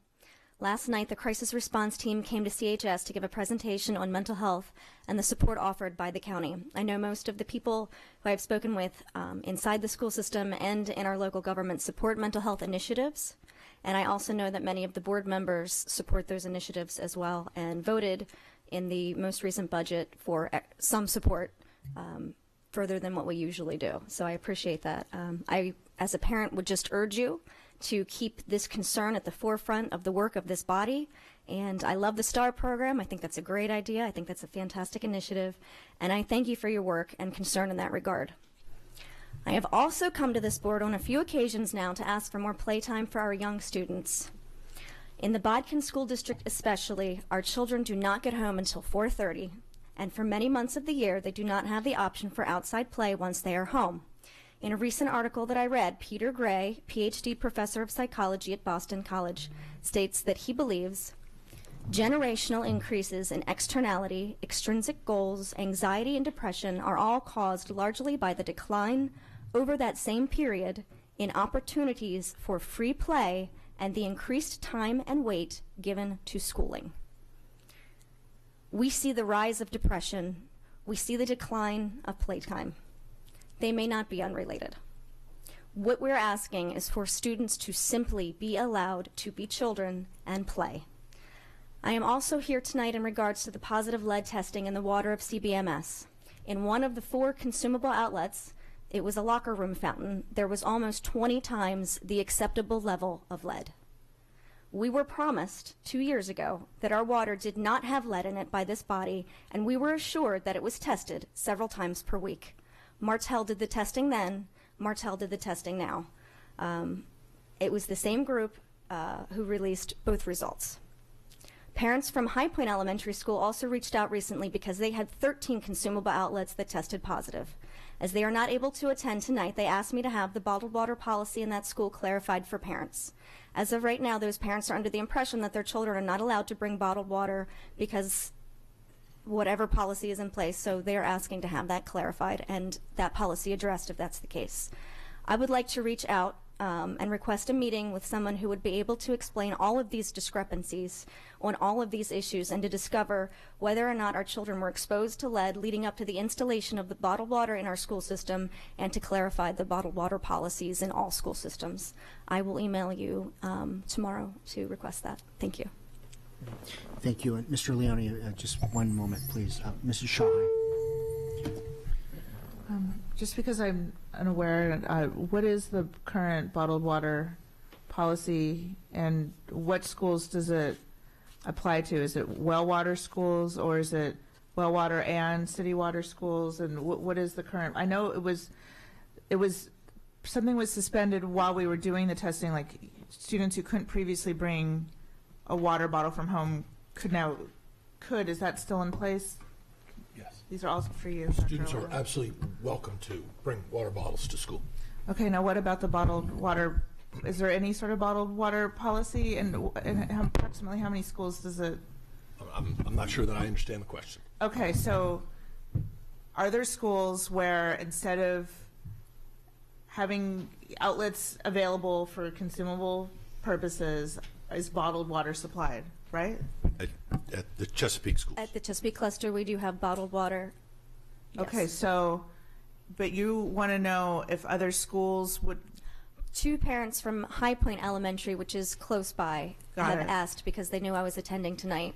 They do not have bottled water to the best of my ability, but they're bringing bottles, and they were under the impression that they were not allowed to bring the bottles. Oh. So I just wanted to clarify that, and they asked me if it wasn't a policy to please ask for that to be changed. We'll follow up with High Point, of course. All right, thanks. So good evening, President Gilliland, Vice President Urea, Dr. Arlato, members of the board. My name is Russell Leone. I'm the president of the Teachers Association. So first of all, you might have heard of our little march, the March for Our Schools, that happened last week, and I want to thank the board members that were able to attend and those that supported it. I did see some of you. I'm kind of glad I didn't run into all of you because it was so well attended. 8,000 was the estimate. All educators, support professionals, parents, community members, all standing up for our students in our schools and asking that the state provide adequate funding so we can provide those good programs. Tonight, I also want to highlight some of our teachers in our county. There are some great things going on, and I know you guys all do your community highlights. In the past couple of weeks, I've also had an opportunity to get out and actually see some of our teachers doing what they do best. And so first, I want to highlight Mrs. Becky Huber from Point Pleasant Elementary.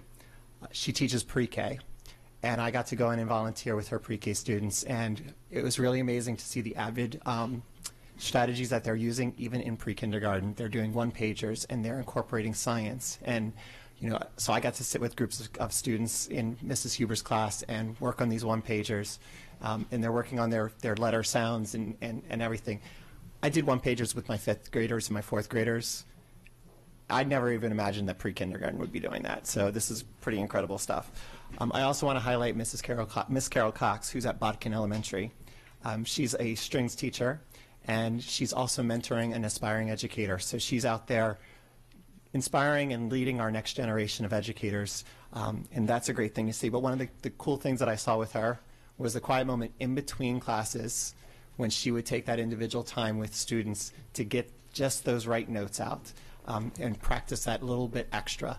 And if you've ever sat with strings, they are a constant revolving because they've got a group, they've got like 25 minutes with the group, and then it's like the next group is coming in, and she does that flawlessly.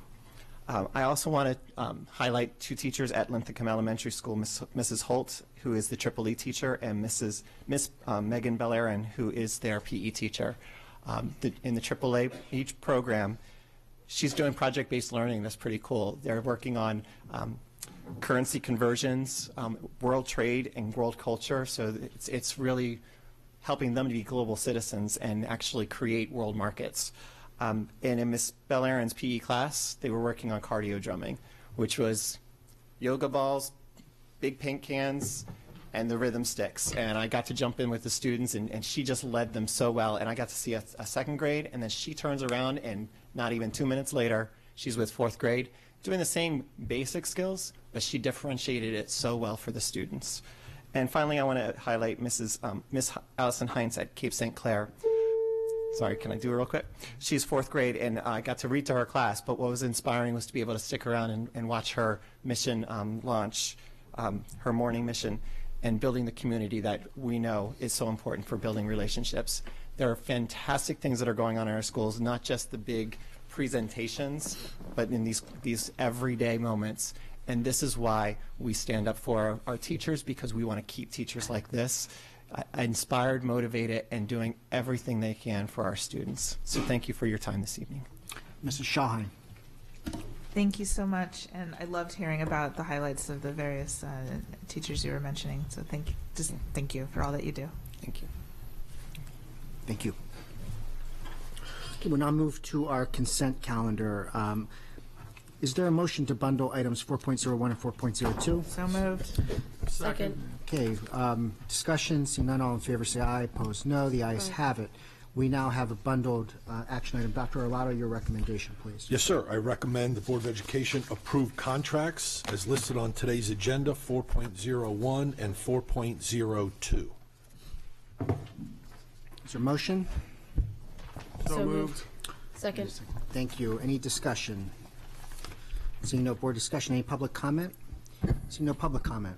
Mrs. Connolly, this is a vote on items 4.01 and 4.02. Would you please call the roll? Beginning with Mr. Leib this evening. Mr. Leib? Ms. Ellis? Aye. Mr. Grannon? Oh. Ms. Corcadeau? Aye. Ms. Hummer? Aye. Ms. Urea? Aye. Ms. Scholheim? Aye. Mr. Gilliland? Aye. That would be 7 in the positive, 2 absences. Thank you. Item 5.01, administrative personnel appointments. Dr. Arlotto, your recommendation, please. Yes, sir. I recommend board approval of the personnel listed on the attached sheet be promoted and or appointed. Is there a motion? So moved. Great. Any board discussion? Seeing none, Mrs. Connolly, would you please call the roll? Mr. Leib? Aye. Ms. Ellis? Aye. Ms. Corcadeau? Aye. Ms. Hummer? Aye. Ms. Urea? Aye. Ms. Scholheim? Aye. Mr. Gilliland? Aye. 7 in the positive, 2 absences. Motion I'll tell you passes. more later. Great. Okay. Thank you, Mrs. Connolly. We'll now move to our second reading calendar, item 5.02, Ms. Ortiz and Mr. Stansky. Good evening. For the record, Jeanette Ortiz, Legislative and Policy Counsel. We have policy DK, financial fraud, waste, and abuse before you on second reading. There was no public comment received on the proposed revisions to the policy and regulation.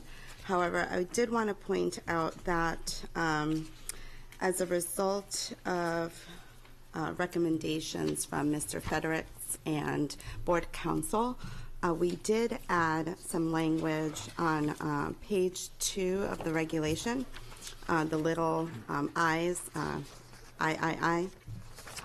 And that basically is referencing the Office of Investigations and apprising certain offices of the outcomes of investigation. So we did add that last sentence there that would basically ensure that the Office of Investigations apprises the head of any office that was integral to an investigation of the outcome of that investigation, just to make sure that everybody is informed and, you know, all of the loops are closed.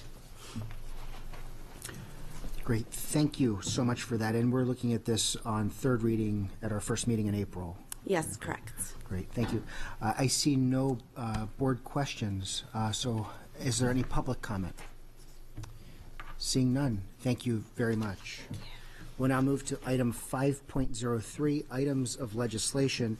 I know we will have some discussion on some other topics momentarily, but it looks like we do have one bill that we need to vote on tonight. Yes. Senate Bill 1016. Yes. So I have before you Senate Bill 1016, Education Voluntary Ethical Special Education Advocate Certificate Program. This bill would essentially establish this program. It would be a voluntary program, but it would provide for certification by the Maryland State Department of Education to individuals that kind of put themselves out there to be advocates, and it has training and an online exam and a certification by MSD, and we just thought it's a good idea to have such a program. It's moving in the right direction because you may have individuals out there who purport to be advocates or experts in special education but are not, and so while this is voluntary, it's a step in the right direction. We just proposed some amendments to make it even stronger. So the 3 amendments were face-to-face component to the training, clarification on what good moral character would mean in order to be eligible for the certification, and a mechanism for folks to report to MSDE any concerns that they have with an individual that was an advocate. So the recommendation is to support this legislation with amendments. Excellent. One question, Mrs. Shaheen. Thank you. So did they get back to you on these clarifications yet, or? No, so I have not submitted anything because this requires a board vote. Okay. I have not submitted any recommendations on this legislation. Assuming that it goes forward, can you report back on how they responded to Sure. these things? Thank you. Absolutely. Excellent. So there's been a recommendation by Ms. Ortiz. Is there a motion to support this bill with amendments? So moved. Second. Excellent. Mr. Lai. Okay. So we've got a motion and a second. Any other board discussion on this? Any other public comment? Seeing none. Mrs. Connolly, I'm sorry, Mrs. Ellis. Both of you. Sorry, I'm just trying to process it a bit. Can you help me understand a little bit about, so this would be someone advocating for, say, a child with special needs to the school system? So currently, parents with students with special needs, perhaps during an IEP meeting or meetings with school officials, have the ability to bring an advocate to be there on their behalf, but there's no mechanism in the state of Maryland to really identify, what a true advocate is. Obviously, you have some organizations that deal with students with special needs that are known, but you also have individuals out there that say that they're advocates, and so currently they may be assisting parents. And so what this proposed legislation would do is just create this voluntary program where individuals that want to be special education advocates for parents and students special education parents and students would go through this voluntary certification process. So it kind of gives, I don't want to say the stamp of approval by MSTE, but certainly some training, examination, and some sort of requirements that have been established by the Maryland State Department of Education if this were to move forward. Okay, so the training would be provided by MSDE? Yes, so this would require MSDE to establish the program, and so it would be an online training or webinar. The individual has to be 21 years old, would have to be an individual of good moral character, which is why one of the recommendation is to kind of further define what that means. Someone would have to do the training and then follow up with an online exam that would all be created by the Maryland State Department of Education. I guess what my I don't know if it's a question or just a concern. When we're talking about someone advocating for a student, they're advocating to the school system, correct? They're helping that student get the services from the school system is what the purpose is, correct? Yeah, that could be a purpose of an advocate. I think they serve many roles. So I'd be more interested in some sort of third party being part of that training and certification, since if the Department of Education is the one training and certifying, you understand? Yeah. So, because we're talking about there's the school system and then there's the family, and they're trying to come to agreement on what the student needs, correct? And so the person advocating for the student is being trained by the school system. Not by the school system, by the State Department of Education, which is our Department of Education has oversight over all of the school system, so it would not be the school system doing the training. So this certification program is voluntary. In other words, a family can still go out and get of course, yes, an advocate. Yes. Mm-hmm. So this would just be a stamp of approval. Okay. Okay. Thank you. Mr. Grannon. So quick question. So some of these advocates charge for these services, right? So this would provide at least some mechanism for families to winnow out those that met these basic requirements, or at least chose to submit themselves for these basic requirements, and those that did not. Yeah, and that's how we see it, in that having gone through the voluntary certification, it would provide parents with at least that information and knowing that these individuals have met some sort of training and knowledge requirements that has been approved by the State Department of Education. And they can charge rates in the hundreds of dollars an hour for these services, correct? So I'm not familiar with what the rates that are charged. I know that some advocates do it voluntarily, and there may be some that charge, but that is possible, yes. Thank you. Mrs. Hummer.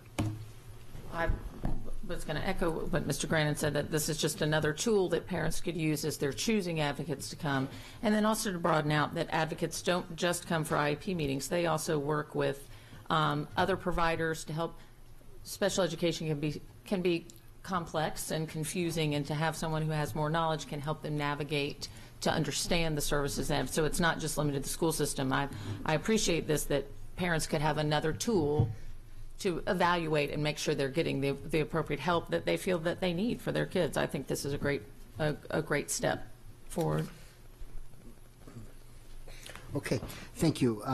So, see no further lights. There's no further public comment when we called for it before. So this is a vote now to support Senate Bill 1016 with amendments. Mrs. Connolly, would you please call a roll? Aye. Ms. Ellis? Aye. Mr. Grannon? Aye. Ms. Corkadell? Aye. Ms. Hummer? Aye. Ms. Urea? Aye. Ms. Schulheim? Aye. Mr. Gilliland? Aye. Okay, that's 8 in the positive, 1 absent. Motion passes. Thank you. On other items of legislation, Mrs. Schulheim. Thank you. So I'm sure you know and probably celebrated too that Senate Bill 128 passed and enrolled. So for all those out there listening and in the audience, second time's the charm with getting back at least some local control to develop our calendars for school systems individually, to develop calendars that meet unique needs and local priority and all that good stuff. And it's no secret to anyone up here or anyone I have sat with many times in the audience that this is a hot button issue of mine, and it will be coming up. The 2019-2020 calendar will be coming back up for further amendments or edits in late April. But I wanted to, between now and then, it would be great to hear if staff have any recommendation for the 2019-2020 calendar. So, Dr. Arlotto, if you have, I guess this is like, I don't know, fair warning that this is going to come back up. And so I know what I want, and but I would love to also hear, now that we have some flexibility, if there's other things as well. So I just wanted to take a moment and say that. Thanks.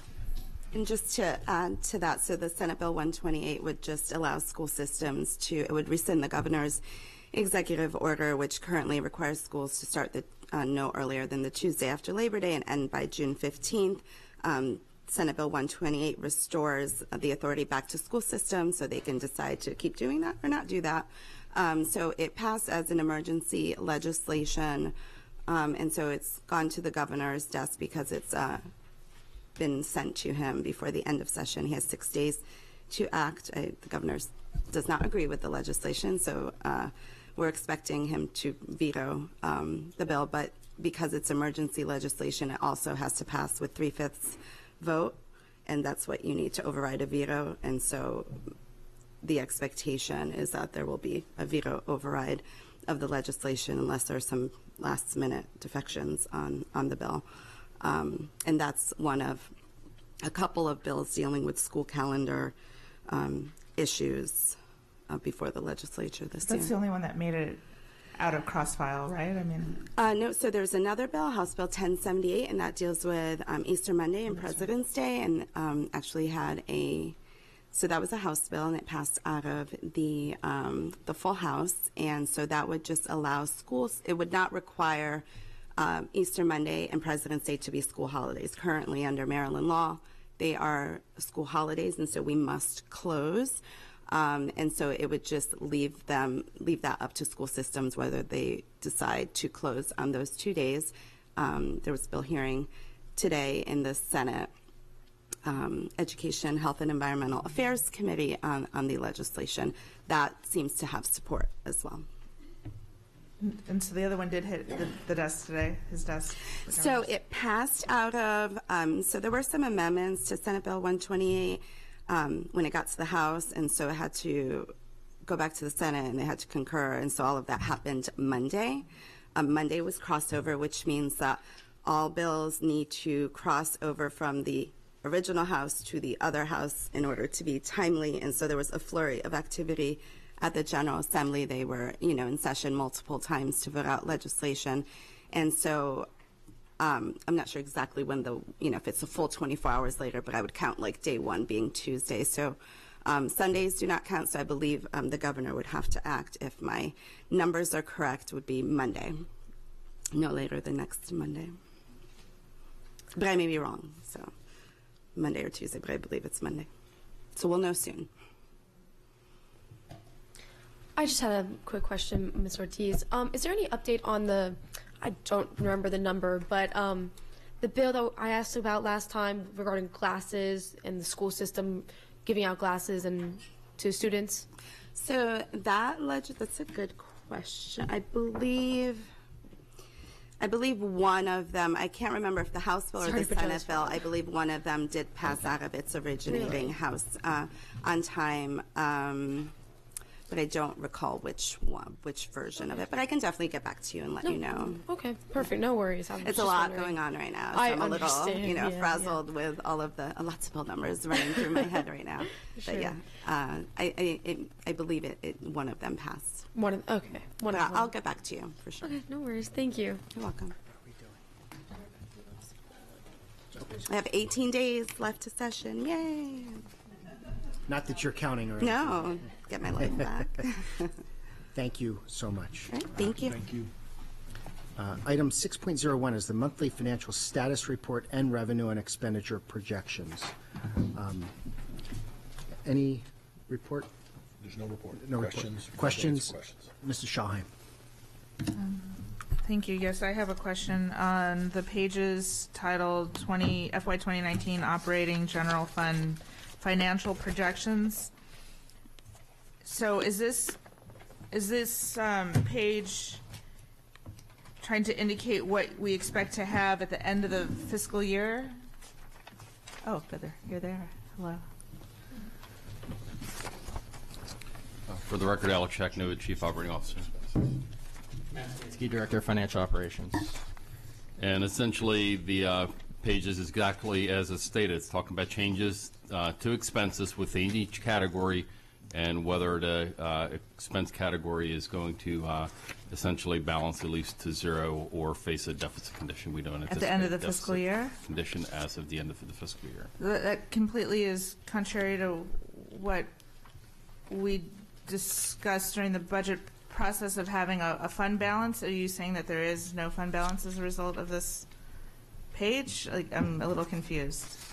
We're saying that in terms of our revenues and our expenditures are currently in alignment, and we're not facing a negative category in any of those state categories. Wonderful. And so you still expect the fund balance, the fund balance at the end of the year to be as was stated before in writing, north of 13 million? Correct. somewhere? Otherwise, we'd have a negative position if our fund balance didn't amass to at least that $13 million number. Yep. Thank you for that. And I thought I had one more. It's not coming to me immediately. Let me have a look for a sec.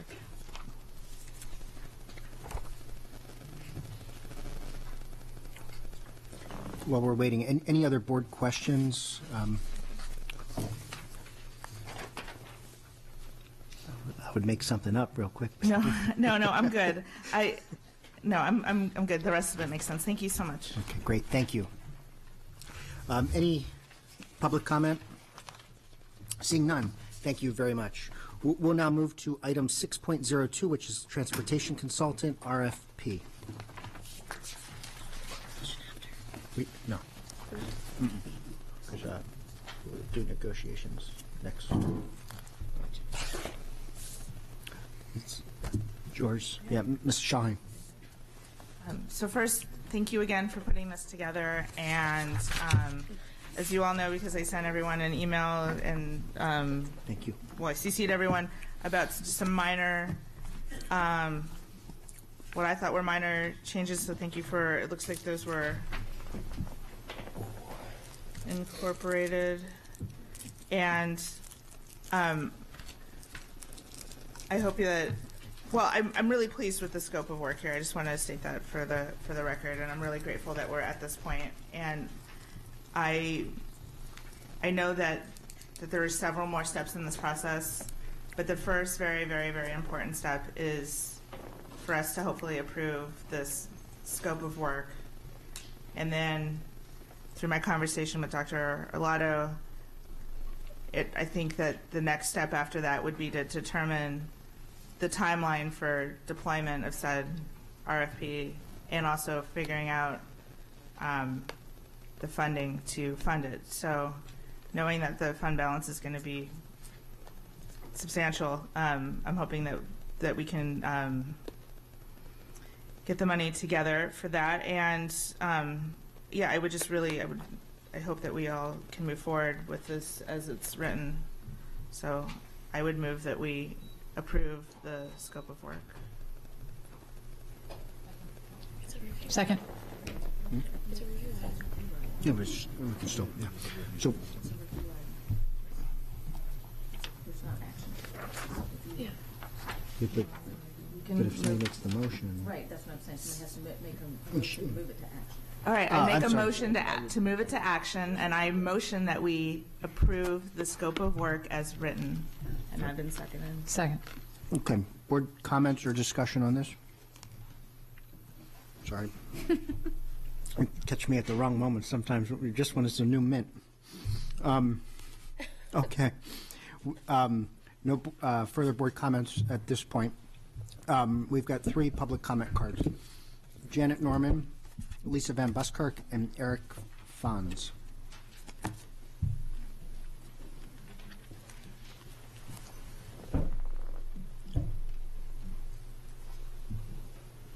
Good evening, Board. Thank you very much. Janet Norman, Annapolis High Parent. It's exciting to hear you be at this stage to finally make some forward progress on very long overdue transportation issues that need to be fixed. So I appreciate that you could be the board to step up to fix these. If you remember, it was 2014, 5 years ago, when the task force was convened by the Board of Ed, which highlighted the CDC and American Academy of Pediatrics recommendations that high schools not start, middle schools not start before 8:30 a.m.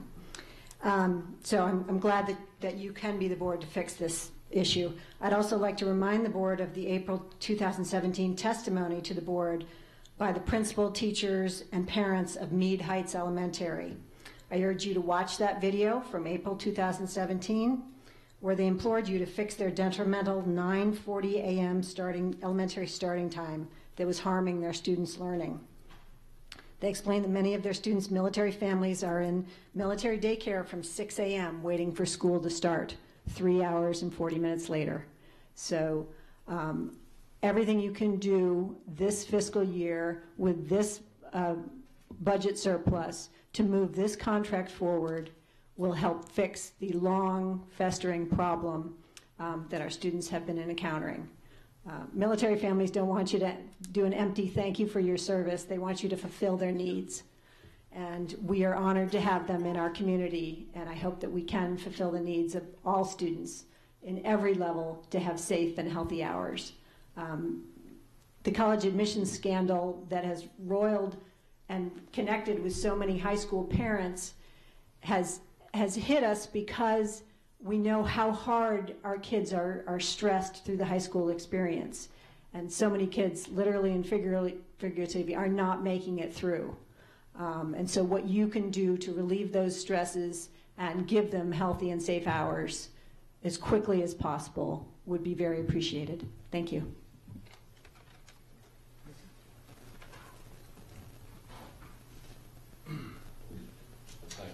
I'm Eric. There we go. I'm Eric Fons from Start School Later. I did speak at the board meeting in January about similar issues. I'm a physics professor from Anne Arundel Community College and also a single parent of a 9th grade daughter who attends Broadneck High School. She's also in the PVA Magnet program. I'm also on the board of directors at the Chesapeake Children's Museum, so a number of other, I'm here in a number of different capacities tonight. I'd once again respectfully ask the board to consider later and healthier school start times. There are numerous clinical and medical studies verifying the importance of later start times with regard to student sleep cycles.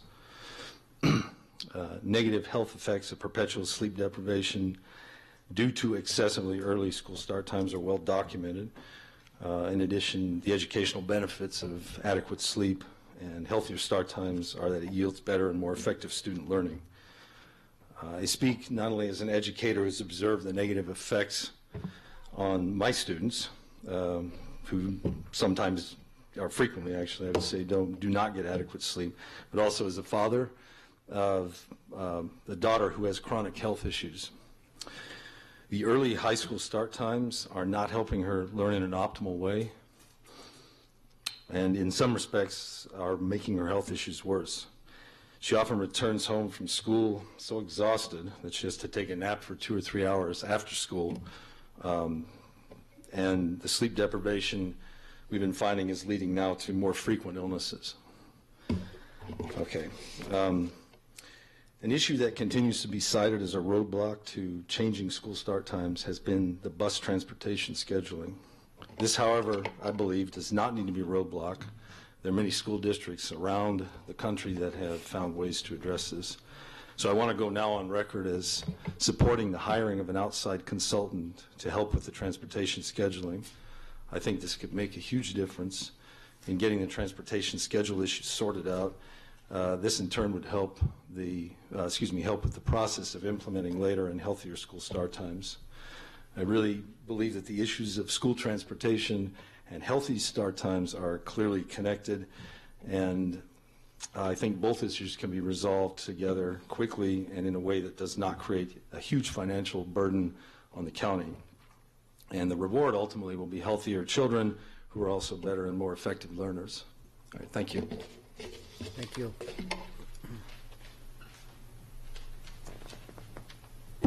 Good evening, Board of Education. Is this like your shortest meeting since December? I hope. All right, I'll be quick. This is Lisa Van Buskirk of Start School Later, Anne Arundel County. Thank you for your continued discussion relative to improving the customer service and operations of the Transportation Department. We fully support your efforts to hire an outside consultant to make recommendations for improving procedures, operations, and bell time possibilities using the existing fund balance of about $13 million. It is very timely that just this month, the Proceedings of the National Academy of Science, a study by the Massachusetts Institute of Technology, was published about school bus transportation.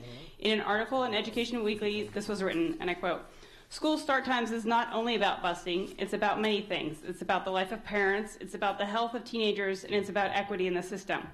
In most districts, transportation and school start times are intricately connected and difficult to change, even as school populations ebb and flow. Over time, that makes bus systems less efficient, more expensive, and often biased in favor of wealthier enclaves. The research found low-income high school students were more likely to face early start times than their wealthier peers," end quote. And we could say that this disparity doesn't really apply to Anne Arundel County schools because all of our high schools start at 7:30, but then we'd have to remember that Phoenix Academy starts at 7:23. And as I've testified before, one of Phoenix Academy's buses picks up at 5:45 for a 71-minute long bus ride and arrives 27 minutes before its bell. So it's this and other similar inefficiencies that I believe an outside consultant can help AACPS better identify and correct in the interest of student health and safety. The article continued, and I quote, "It's a very hard policy decision. Parents often have very strong opinions about this. The algorithm is not able to make a political decision. It's only able to show many trade-offs," end quote. So to wedge a discussion of the trade-offs into your very full calendar before the full force of the budget cycle begins yet again, I urge you to consider providing to the consultant outlines of your parameters for healthy and safe school hours for all students once the consultant is hired. And I urge you to ask for an interim recommendation on the late elementary schools and the early high schools in about early October. This would allow you a few months to hash it out and consider the benefits of those schedules and the impacts that must be mitigated by those different schedules. And once you've narrowed down your choices, you can incorporate any budget requests into your fiscal year 2021 budget cycle to be implemented in the 2021-22 school year. Updated cost estimates could be provided to you by the consultant in February to make it all work. So I really thank you for moving this discussion forward. I think we're moving in a positive direction, and I hope that the Transportation Department can get the assistance that they need to be a better school system or school bus transportation system. Thank you. If I could clarify for the board and those watching, Ms. Van Buskirk stated that that the monies for this RFP would be coming from the $13 million fund balance that we would carry over. And I'm not sure where you got that from, but that's not in the RFP. I just want to clarify, anybody that's listening, there's no dollar amount associated with this RFP, nor is there any place that we've yet identified where the money might come from to pay for this if this moves forward. I just want to make sure that that was clear and on the record. Thank you. Thank you. That was just my recommendation that you use the fund balance. Thank you. Great. At this time, I'm just going to ask for any further public comment at this point. Yes, ma'am. And then, is it okay? My name is Debbie Wood. I have one grandchild in the system and one to join next year, and I've had 4 children go to school in Anne Arundel County Public Schools. Why is this an if? Why are we at an if? Aren't we moving ahead to hire a consultant to use the software that was purchased years ago so that we can find ways to get kids to school at the right time? If you're asking me a question, the if is because it hasn't been finalized. has been finalized. It's not out on the street. We haven't identified a funding source. It's in a preliminary stage right now. And also, this RFP is well beyond software. This is a pretty comprehensive look at transportation for Anne Arundel County. It's well beyond software. We have the software. We have to hire the consultant. No? The consultant for what? To use the software. Software is being used. We've already hired the software is in use. But we still have the bus schedule that was put in place last year. Mm-hmm. The software is in use.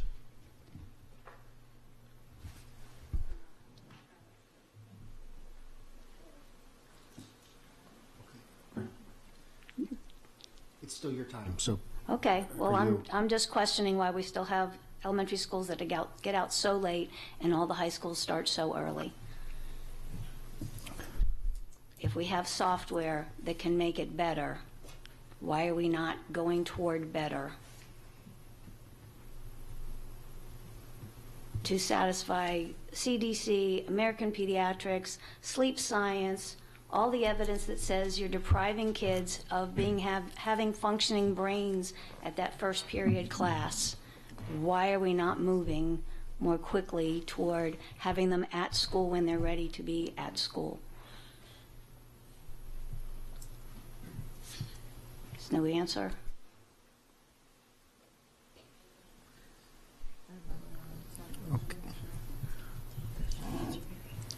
Okay, thank you for your time. Mrs. Schalheim. Yes, I want to address that. This is a very important first step. One of the reasons why I think it's important is because we have such late starting elementary schools. My daughter, your grandson go to school together. I feel the pain every day. It starts at 9:35. It gets out at 4 in the winter. Thankfully, it's not winter anymore, and there's still daylight. There's no outside time to play because it's getting dark. So I see this as a very important, very needed first step to address the whole of the transportation department and to really establish, if there are inefficiencies, if there are not inefficiencies, it will give us all the whole breadth of information as well as options for scenarios, run options to see what it would cost to correct start times or to move them in any form or fashion. So again, I am so happy that we're at this point, and I have a little bit of a question for Mr. Sheknovich. There was a suggestion that we have an interim recommendation about the late starting elementary schools, and I wonder, is that built into the second from the bottom point that reads recommendations and costs associated with changing start time? Can that be just wrapped up into that, so we don't have to further amend what we have going? I'm just curious about that.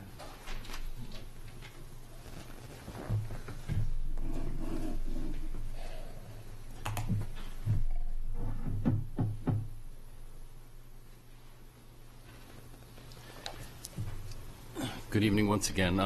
As I testified 2 weeks ago, I indicated that this is essentially a 8-page shell of probably what's going to be a 40-plus page document. So there are certainly opportunities to make amendments now, and certainly, as is customary, when an RFP or solicitation is out on the street, should there be questions, or should we want to make other modifications, we can issue addenda to the solicitation and have the respondents respond back to that. So this is in no way, shape, or form proffered this evening as a locked-in-stone document. And again, I was very clear that, in fact, this is very much not the final document. The final document is going to be many more pages. Totally. So yes, there's opportunities to tweak it before it hits the street, clearly. But to avoid tweaking that, is that a minor detail that can be wrapped into that second to the last point about recommendations associated with changes to school start and dismissal times? I really love what we have here, and I'm hopeful that it does not, that specific point doesn't require another bullet. Do you think it would require another bullet at this point? I do not. Okay, great. Thank you. Okay, Mr. Grannon. Hi, I I'll pose this question to Mr. Shaknovich. Ma'am, I understood your question to be, is the current implementation of the software at least providing some information that could lead to a revision of schedules such that high schools could start later and elementary schools could let out earlier? And the reason why I'm restating that question is, if it doesn't have something to do with discipline of a child or a particular labor dispute or something that could come before us, I don't think it's appropriate in this forum that certain citizens' questions get answered and certain citizens' questions don't get answered. We're not up here to be selective in which questions we respond to. So that was a question that she's asked. I'm now posing it to you. So currently our efforts are not designed to operate the software so as to affect start and stop times this upcoming September. We're looking for efficiencies in routing to make sure that the software is running proficiently, that it's producing schedules that are accurate and timely, etc. Is the goal of is the operating plan mission priority number one today for me and my team to change start times of a high school come September 1 of 2019? The answer to that is no. So what happens with the efficiencies that are hopefully gained through the use of the software? What change does that lead to? Currently what it's covering is the absorption of the increased costs with transportation. We're increasing headcount, we're increasing programmatic offerings. The miles and hours that we drive each and every year continue to increase. When you passed your budget recently, you didn't have a line item specifically asking for additional funding for transportation. So our transportation costs are going up. We're trying to operate the system as effectively and efficiently as we can without having to go to the county to ask for yet more funding. So again, we're trying to make sure that the software is running as designed and intended. We're utilizing it to route the buses to the best of our abilities, make sure that the routes and the times and the stops are affiliated with each of the youngsters that we're required to transport. We're going to be importing all of the new students' addresses, the students that come to us new for this upcoming year. We're going to be changing the grade level configuration, so as youngsters matriculate from 5th grade to 6th grade or go from half-day K to full-day K or 8th grade to 9th grade, all of those changes are going to be effectuated in the software. So there's an operational part of it to make sure that the trains arrive at the stations, on time and efficiently. And again, to the extent that we can identify efficiencies, they're used to cover costs. I indicated that the greatest efficiency probably is going to come a little bit later, and that's going to be the consolidation or elimination of potentially hundreds, if not thousands, of bus stops in the county. The expectation is that if you can walk a mile to your school, you should be able to walk up to a mile to your bus stop. So one of the things that we are contemplating is asking the software to analyze all of our bus stops in such a manner. Certainly by eliminating hundreds, if not thousands, of community stops, we could possibly identify large efficiencies in that case that can be then redeployed to potentially looking at altering start times or things like that.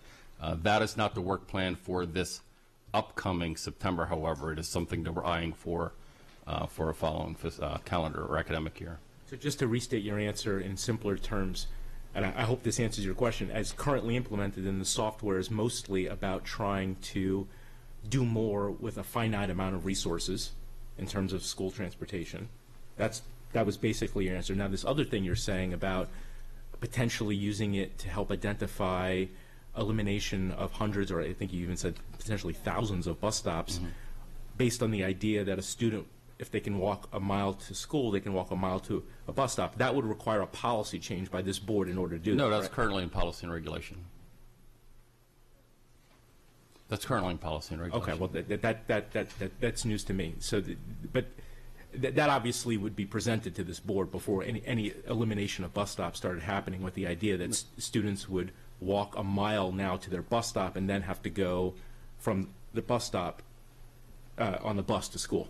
That's an operational issue typically under the purview of the superintendent. It's currently within policy and regulation. We don't customarily bring the elimination of bus stops to a Board of Education for approval. Well, I mean, one question I have then, when you say it's about the same, walking a mile to your school obviously is not the same as walking a mile to a bus stop, then having to spend time on the bus and ride the bus to school. That's not the same. That's apples and I oranges. didn't proffer that that was the same, but that is what's currently. We've been tasked with maximizing the efficiencies to try to wring out as many economies and efficiencies from the transportation systems that then redeploy it to changing start times. And I'm telling the board through my testimony that the way to get the maximum amount of efficiency wring out of the system is through the elimination and consolidation of bus stops. That is the highest return for change ratio within a transportation software implementation system. Okay. Well, I can't speak for the rest of the board, but I can say I would absolutely like to know before we start eliminating bus stops based on the premise that a student would walk a mile to the bus stop and then have to ride the bus to school. I would like to know that. And I'll remind the board that this is, Mr. Grant for the board, this is not a new conversation. I mean, since the concept of us getting the software and which company we would use and the purchase of the software and the initial implementation has been said, there's been a number of transportation updates to this board over the last couple of years, and that has been stated on a number of occasions that the greatest efficiencies are going to be found in eliminating bus stops. That's where the greatest efficiencies are going to be found, is eliminating bus stops, which then can reduce the number of buses that are on the road, and that's where the efficiencies will be found, and hopefully some money saved. That's not a new conversation before this board. I'm good. Thank you, Mr. Grannon.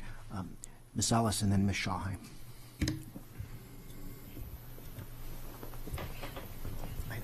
The idea that a student would walk a mile and then get on a bus, potentially 20 minutes, that is news to me. So I don't know if we need to visit this in our policy committee. If you and I want to put that on an agenda, let's just do it. Yeah. So we could set new parameters where a student could potentially walk up to half a mile. And I think the first order of business is for us to get the information. If 2 board members ask that Right. before any bus stops are eliminated, we hear about that on the basis that they walk a mile to the bus stop and then take the bus to school. If we want to know about that, I think the 2 of us can. yeah, there's different ways I think to explore those parameters, but we definitely do need to visit that. Hold on for just a second, because we've got a motion on the table. We can get to a next agenda item later. I just want to make sure we're not crossing parliamentary procedure-wise, because we have Ms. Schauheim's motion. We want to talk about agenda, we can do it. I don't know that we need to get formal motions. Sure, that's what I mean. So I don't want to have one motion trump another and then we get lost. It wasn't a motion. It was a motion. That's why I'm clarifying right now. All right, I just don't want us to get tripped parliamentary-wise here. So you're good. Ms. Schauheim. I also want to put on the record that that is also news to me, at least, and I imagine it's news to the 5 new members sitting on this board. I would be absolutely against that. I don't want to draw out transportation time, whether it's by foot, by bike, by course, by bus to school. The whole point is to minimize the things, at least from my point of view, or else it's no better off than kids getting driven and clogging up roads. So that was news to me. That and I agree with Mr. Gunnan that we should be notified, or we should put it on the. What happens when the 3rd grader misses his bus after he's walked a mile? Exactly. Wait! I'm still talking, please. I'm still speaking. So the last thing I wanted to say is, Mrs. Corgadell, I think we found another item to add to our list, and I would love to hear from. Well, the board lights are lighting up now, and board members take priority. I had asked for public comment, and then you were the first to push your button. So let's let the board members comment while Mr. Shaknovich is here. Ms. Oaks, we will come to you. So thank you, Mr. Grannon again. Yeah, my understanding, just one brief question before I think I'm about to make a motion, is that based on your experience, this RFP that's in this package is not sufficiently detailed to operate as an actual RFP, correct? This was a scoping document. It is not sufficiently detailed. So, for example, many of the items we would add, for example, we would add prohibitions against smoking on board policy, on board property. We'll put the Ford Meade access provisions. We'll put conflict of interest provisions. We'll put sexual offender prohibitions. So, again, this is a skeleton. This is a scoping document as a working document for us. Before it would go out on the street, it would have all of the legalese term and conditions layered onto and wrapped around what's existing before you. Okay, then I guess I would make a friendly amendment to Ms. Schalheim's motion that we have this document appropriately detailed and amended so it's not so skeletal, so that it can serve the purpose that I think she's intending. You accept that? Yeah. Okay. Totally. Okay. Mrs. Hummer and then Mrs. Corkadal. So I think we might be jumping the gun a bit on this, the walking the mile to the bus stop, because what I heard Mr. Shaknovich say was he was talking about how we're utilizing the software moving forward, and that one of the goals would be, correct me if I'm wrong, Mr. Shaknovich, but I heard you say that you would use the software to run scenarios of bus stops, I would imagine progressively longer. So, for instance, a half mile walk to a bus stop, a mile, and that the software could help us to run those, and then we would be able to measure the efficiency. Am I stating that correctly? That is one of the utilities of the software, correct? So it wasn't necessarily saying that we would make it be there, but that we would have data to compare, saying if we made it now, it's going to be X amount of time, or X amount of walk, or whatever. It's not saying specifically we're going to make every bus stop a mile, but that is a scenario, and additional information that we can gain from the software moving forward would be different parts in that.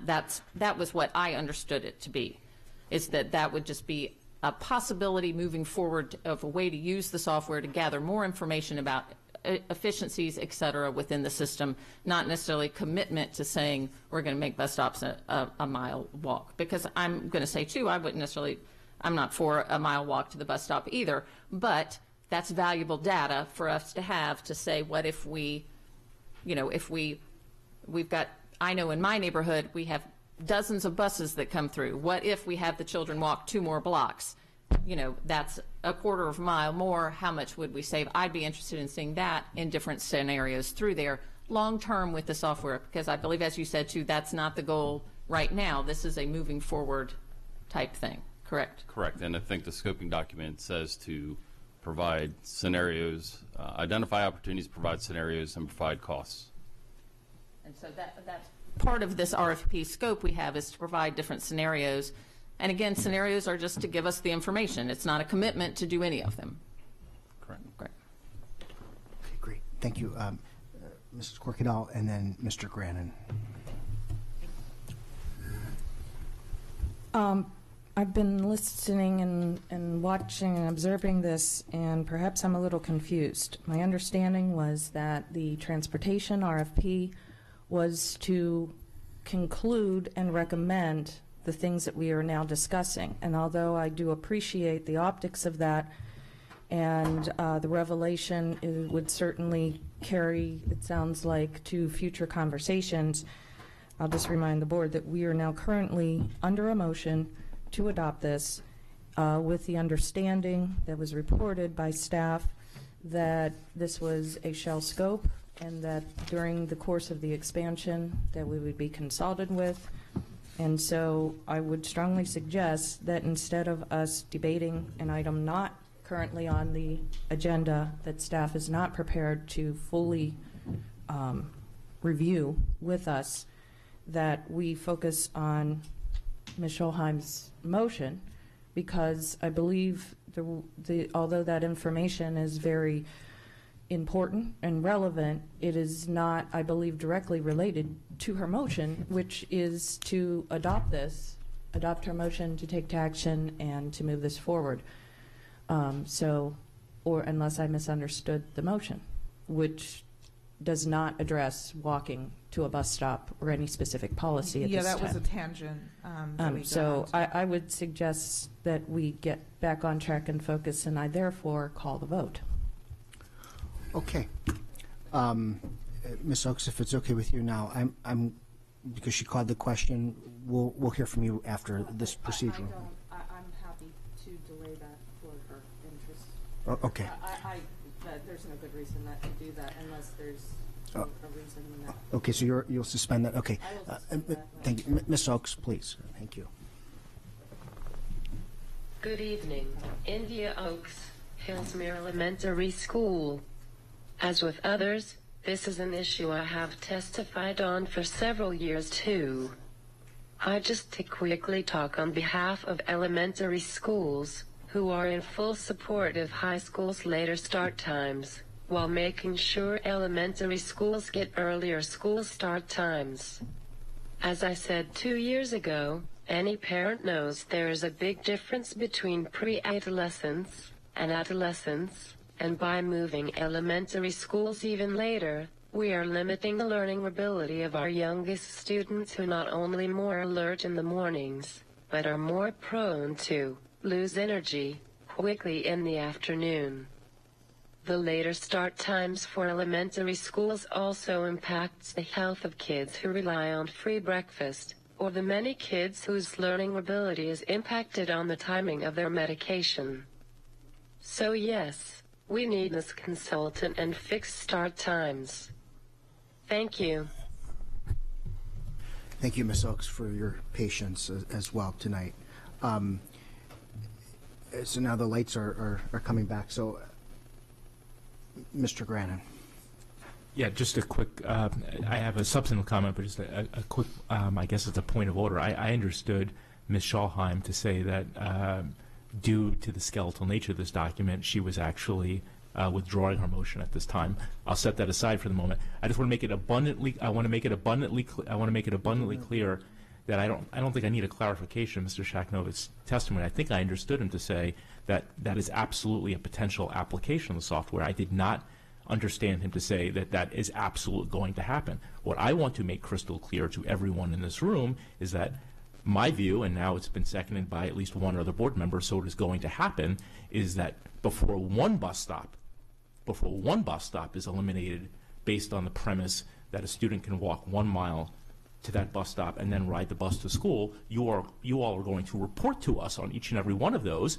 Yes, you will, because we set policy, and in order to set policy, we have to have the information. And if you all do that, I, for one, am going to make a motion to change that policy. So if 2 of us direct you to report on each and every single one of those bus stops, you will absolutely do it. Mr. Leib. Could someone please restate what the motion is? I will gladly restate the motion. I did not withdraw my motion at any time. I am very excited about this scope of work. This is an important first step that has to happen tonight. After we approve this, I do want to get it right back on the agenda for the next meeting to evaluate next steps and how we proceed once said scope has been hopefully approved.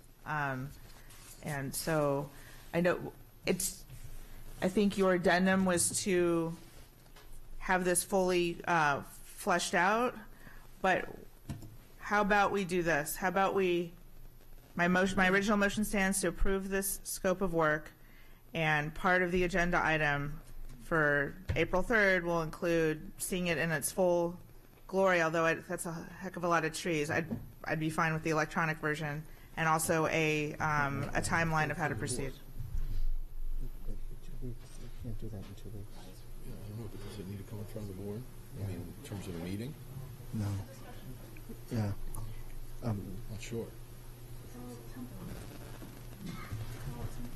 Okay. So,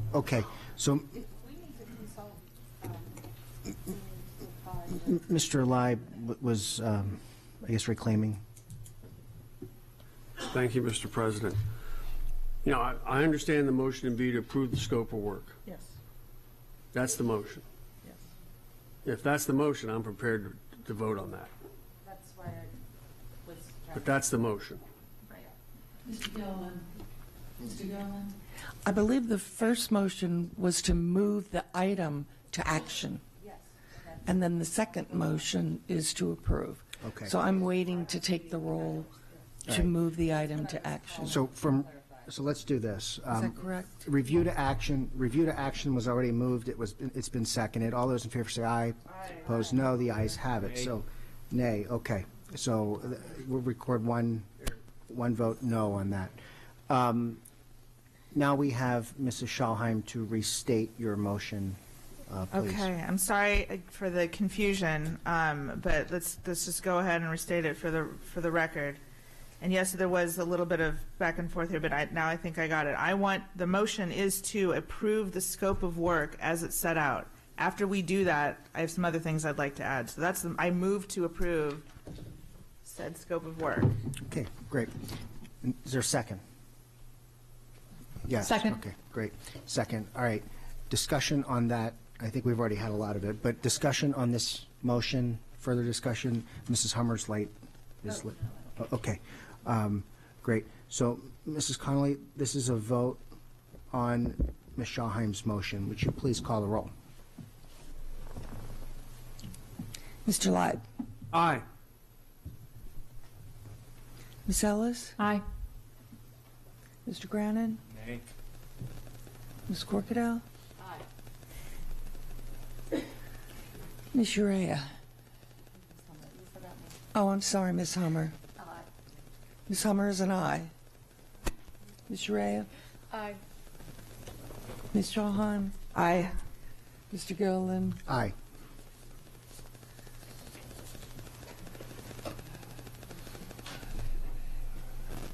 Seven in the positive, one in the negative, one absent. Thank you. So motion carries. Mrs. Schalheim.